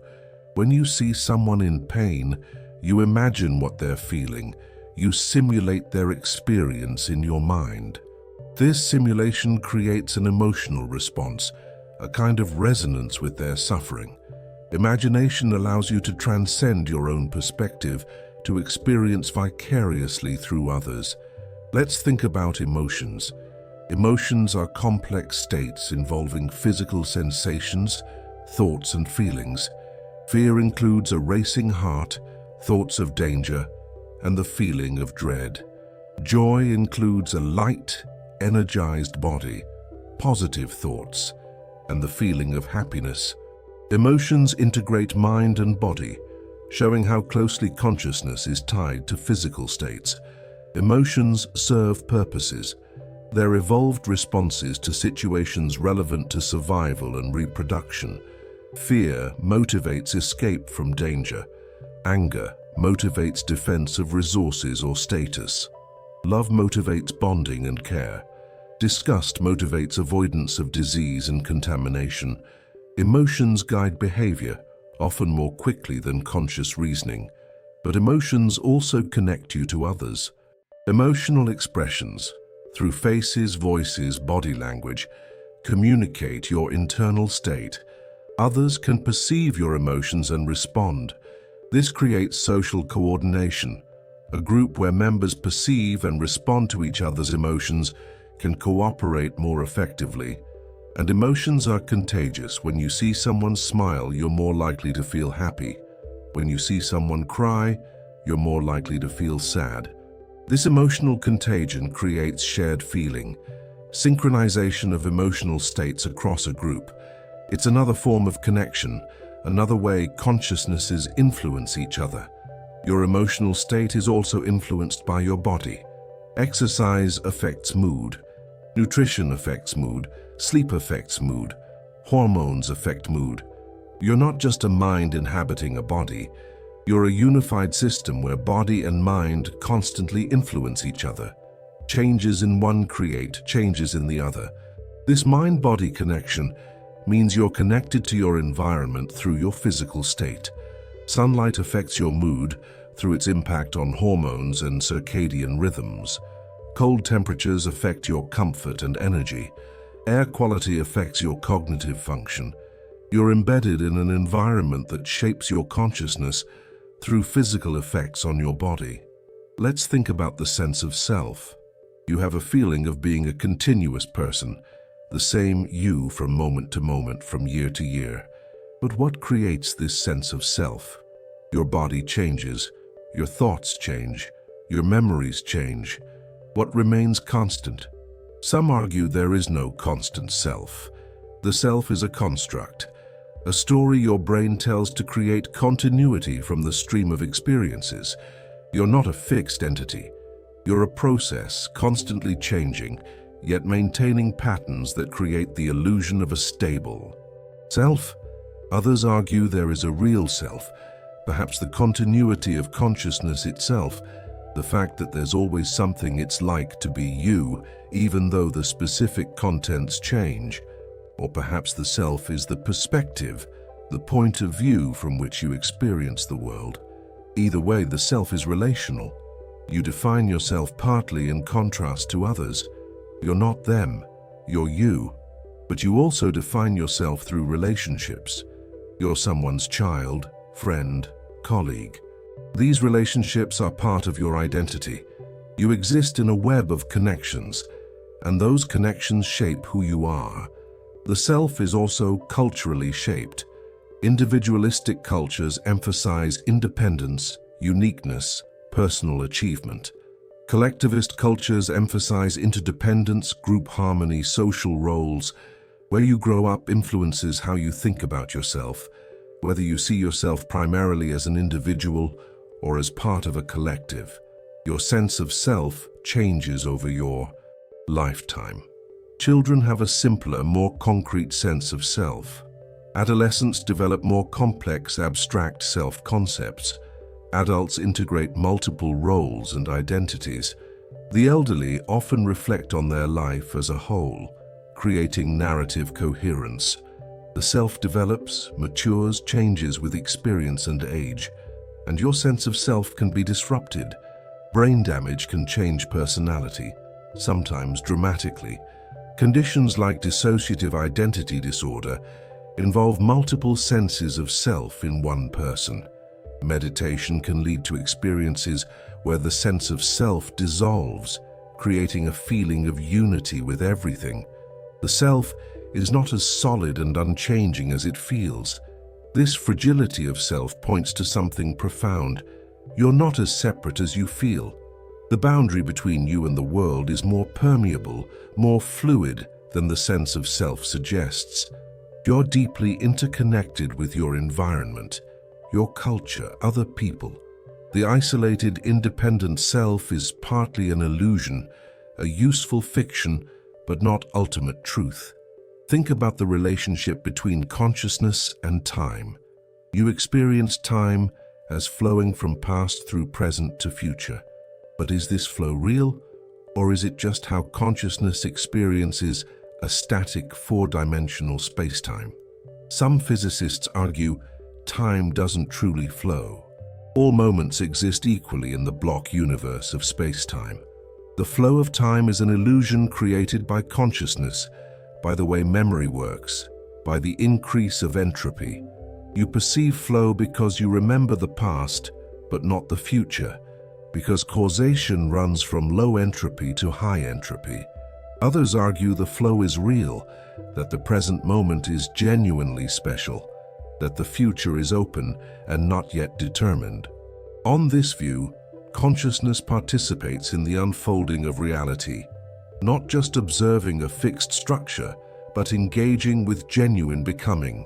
Either way, consciousness is how time is experienced. Without consciousness, there would be no subjective sense of past, present, future. No experience of duration or change, no memory or anticipation. Consciousness and time are intimately connected. Your awareness exists in time and gives time its experiential quality. And your consciousness connects you to the flow of events in the universe. You're experiencing the universe's evolution from your particular vantage point. The history of the cosmos from the Big Bang to now has led to this moment of your awareness. And your awareness will participate in future moments, contributing in small ways to what happens next. Let's think about free will. Do you have it? This is one of philosophy's oldest questions. If the universe is deterministic, if every event is caused by prior events according to physical laws, then your choices are determined by prior causes beyond your control. Where's the freedom in that? But quantum mechanics introduces genuine randomness. Maybe your choices involve quantum randomness in brain processes, but random isn't the same as free. If your choices are random, they're not controlled by you either. Perhaps free will is compatible with determinism. Perhaps free will means acting according to your desires and values, even if those desires and values were determined by prior causes. You're free if you do what you want, even if what you want was shaped by factors beyond your control. Or perhaps free will is an illusion, a feeling created by consciousness. useful for decision-making but not reflecting metaphysical reality. You feel like you're choosing, and that feeling influences your behavior, but the choice itself was determined or random. This might seem unsettling, but consider this. Whether or not you have libertarian free will, your consciousness still matters. Your deliberations, your values, your desires, these are part of the causal chain that determines what you do. Your consciousness is where decision-making happens. It's the arena where different possibilities are considered, where reasons and emotions compete, where action is selected. So you're connected to your actions through consciousness. Your awareness, your thought processes, your values, these shape what you do. You're not separate from the causal processes that determine behavior. You're part of them. Your consciousness is where those processes become subjective, where they're experienced from the inside. Think about meaning and purpose. Humans seek meaning. We want to understand why we exist, what our purpose is, what makes life worthwhile. But the physical universe doesn't come with inherent meaning. Stars and atoms and galaxies don't have purposes. They just exist following physical laws. Meaning is created by consciousness. You assign significance to things, to relationships, to goals, to values. Meaning emerges from how you relate to the world, what you care about, what matters to you. It's subjective, created by minded beings, not objective, existing independently. This means you're a source of meaning. Your consciousness creates significance. Through your awareness, things matter. Without consciousness, nothing would matter because there would be no one for it to matter to. Consciousness is what allows the universe to have meaning, and meaning connects you to what you value. When you care about something, you create a relationship with it. It becomes significant in your life. Your values shape your choices, guide your actions, define who you are. You're connected to the world through caring, through what matters to you. Different people find meaning in different things. Relationships, work, creativity, knowledge, spirituality, helping others, experiencing beauty. There's no single correct source of meaning. Meaning is personal, arising from your unique consciousness, your particular perspective and values. But meaning can also be shared. When people care about the same things, they connect through shared values. Communities form around shared meanings. Culture is partly a collective creation of meaning, shared stories and symbols and practices that give life significance. Let's think about the evolution of consciousness. Consciousness didn't appear suddenly. It evolved gradually over hundreds of millions of years. Simple nervous systems in early animals provided basic awareness of the environment, allowing responses to stimuli. More complex nervous systems allowed more sophisticated processing, more flexible behavior. Consciousness probably exists in degrees. Simple animals like worms might have very basic awareness, just the barest feeling of existence, simple sensations. More complex animals like fish and amphibians probably have richer awareness, more detailed sensations, perhaps simple emotions.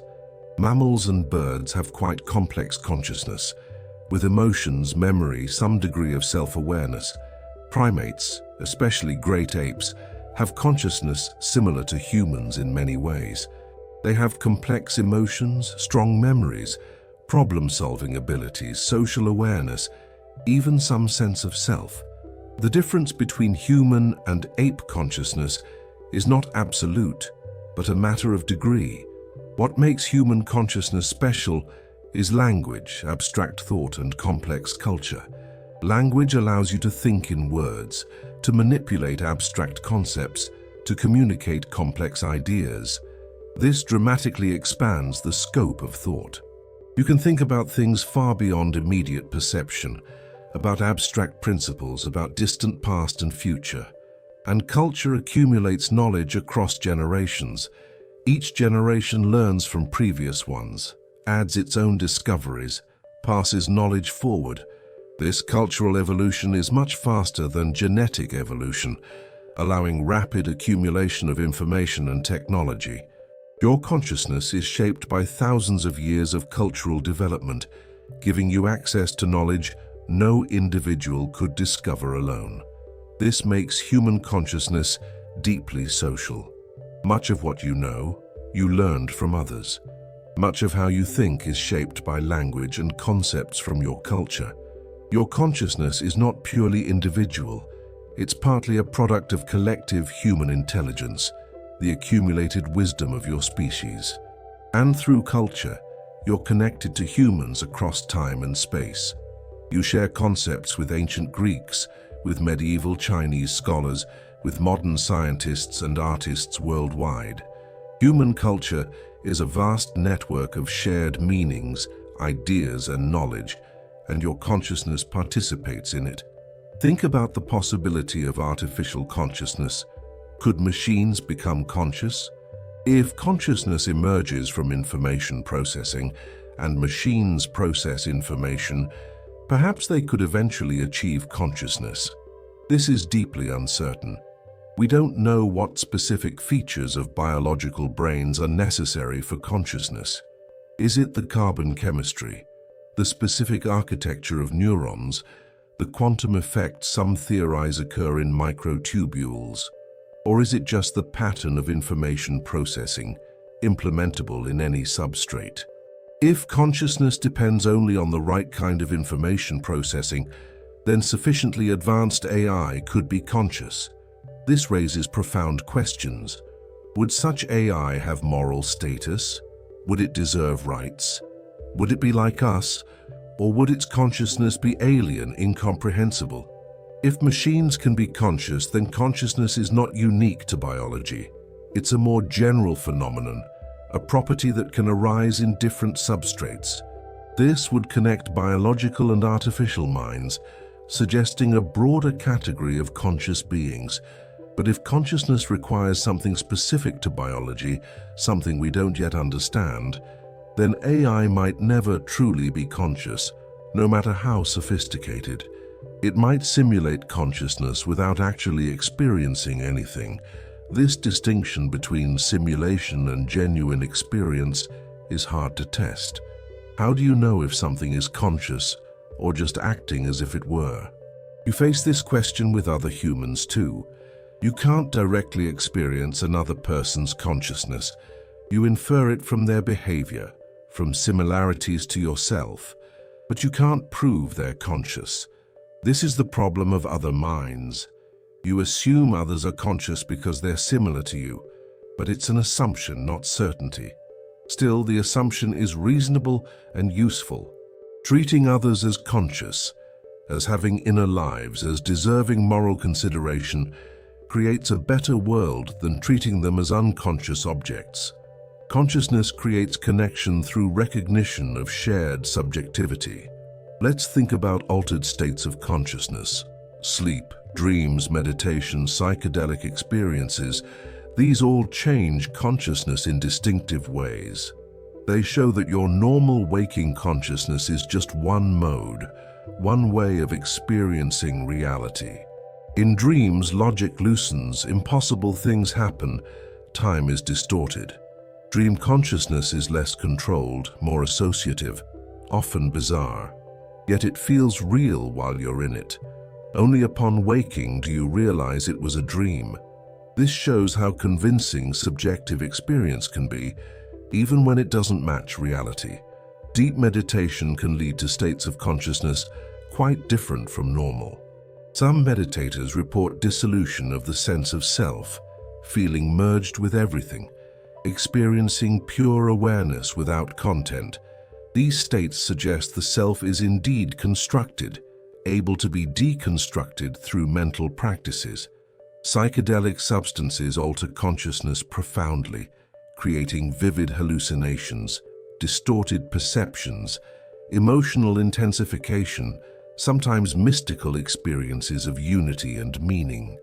These experiences can be transformative, changing how people think about themselves and reality. They reveal the brain's capacity to generate wildly different states of consciousness. These altered states connect you to a broader range of possible experiences. Your normal waking consciousness is useful for daily life, but it's not the only way to be aware. The flexibility of consciousness, its ability to shift into different modes, reveals its constructed nature. It's shaped by brain chemistry, neural activity, environmental input, all of which can be altered, and altered states connect you to others who have had similar experiences. Mystical experiences, despite occurring in different cultures and contexts, often share common features: unity, transcendence, ineffability, sense of significance. This suggests consciousness has universal potentials, states accessible to any human brain under the right conditions. Think about consciousness and suffering.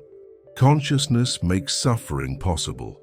Without awareness, there's no experience of pain, no feeling of distress. Suffering requires consciousness to exist.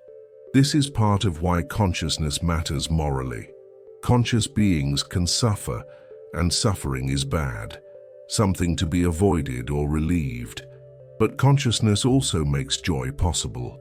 Pleasure, beauty, love, wonder, all require consciousness. Without awareness, there's no experience of happiness, no appreciation of meaning. Consciousness is what makes life valuable, what makes existence something more than just physical processes. This connects you to all conscious beings through shared capacity for suffering and joy. Other humans suffer and flourish like you do. Animals suffer and flourish, though perhaps differently. Recognizing this shared capacity creates moral obligations. You should consider how your actions affect other conscious beings, and consciousness creates the possibility of compassion. When you recognize another's suffering, when you imagine their experience, when you feel empathy, you connect to them through consciousness. Compassion is one consciousness responding to another's pain, motivated by recognition of shared subjectivity. Let's slow down and rest in these thoughts. You are conscious. This simple fact is extraordinary. From non-living matter, from atoms and molecules, from neurons and synapses, emerges this inner world of experience. You see, hear, feel, think, know. And through this awareness, you're connected to the universe in the deepest possible way. You're not observing the universe from outside. You're part of it, a portion of it that has become self-aware. The universe is looking at itself through your eyes. It's thinking about itself through your mind. Consciousness is the universe's way of knowing itself, experiencing itself, contemplating its own existence, and you're one of countless points of awareness. Every human, every animal, perhaps every conscious being anywhere in the universe, is another perspective, another way the cosmos experiences itself. Together, these perspectives create a vast, distributed awareness, the universe conscious in many places at once, knowing itself through multitude. Your consciousness is temporary. It arose when your brain developed. It will end when your brain ceases to function. In cosmic terms, it's a brief flicker, but while it lasts, it's infinitely valuable. It's the arena of your existence, the source of all your experiences, the foundation of everything that matters to you. And even though your individual consciousness is temporary, consciousness itself continues. It existed before you, in other beings. It will exist after you in beings yet to come. You're one wave in an ongoing stream of consciousness, one moment in the universe's long self-contemplation. Rest in the awareness of being aware. Feel the simple fact of experiencing. Notice the sensations, thoughts, feelings flowing through your consciousness. You're alive, awake, present. You're the universe observing itself, a temporary but real point of awareness in the vast cosmos. In this moment, you're connected to everything through your consciousness. The light entering your eyes connects you to distant objects. The sounds entering your ears connect you to vibrating air. Your thoughts connect you to culture, language, shared human knowledge. Your emotions connect you to other conscious beings. You're not alone in your awareness. You're part of a community of consciousness, all the beings experiencing reality from their own perspectives. And together, all these perspectives create something remarkable, a universe that knows itself, that experiences its own existence, that contemplates its own nature. This is what you are, a point where the universe has folded back to observe itself, a place where matter has become aware. A moment in the long story of consciousness arising from non-conscious beginnings. Feel the wonder of this. You exist. You're aware. You're part of something vast and ancient and ongoing. Through your consciousness, the universe experiences beauty, love, meaning, joy. Through you, existence knows itself. This is the gift of consciousness. Not just survival, not just reproduction, but awareness itself. The capacity to experience, to know, to wonder. You're a miracle, not in a supernatural sense, but in the sense that your existence is improbable, precious, and deeply meaningful. Carry this awareness gently. Your consciousness is a light in the universe, brief perhaps, small certainly, but real, valuable, connected to everything. You're not separate from the cosmos. You're its way of being present to itself. Rest in this knowing. You are awareness. You are connection. You are the universe, conscious, experiencing, being.